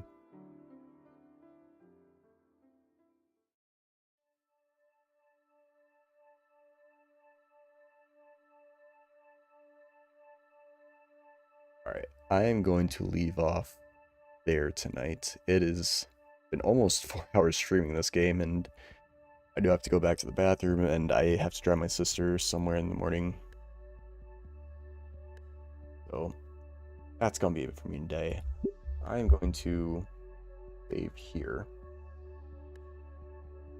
I do think we've made extremely good progress.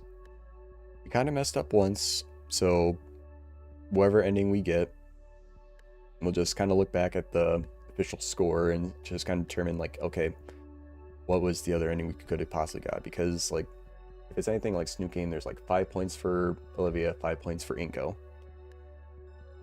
1 through 2 for both of them would be ending 1. A 4 through 5 for both of them would be good ending. And then like mixed results of like mostly good Inko points would be ending 3, and mostly Olivia points would be ending 2. So depending on what it gave points to, like I'm hoping to get all 5 out of 5, but like if it was just 1 point, it would still be the same ending in the end. But if it was like a 1 point away, just like it was in Snook Game for me, literally just 1 point to make a difference in endings,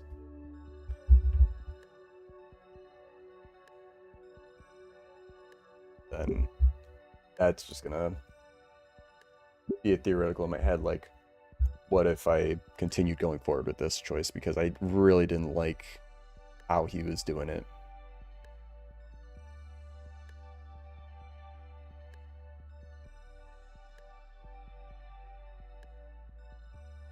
Like, the way he was defending her was like too much of a white knight. Like, okay, yeah, like I saw that coming. I was thinking he would have done it a little differently.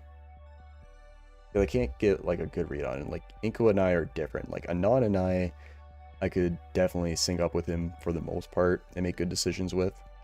But like, this guy I can't always get a good read on because he's still pretty innocent. It's honestly like looking back at a high school me. Like, Anon was definitely a lot more mature for his age, even though they were both in high school seniors. Inko just feels like the very more innocent kind of high schooler. And honestly, way back then, I was a lot more as well. I've changed a lot since high school, I will admit. Probably not for the better in most ways, but it's like trying to connect to my past self. So, not always able to sync up to him and what he might choose. Because, like, my thoughts of defending someone would be a lot more different than what he had planned. So that's going to be it for me tonight. I hope you all have a great evening, and I'll see you all later.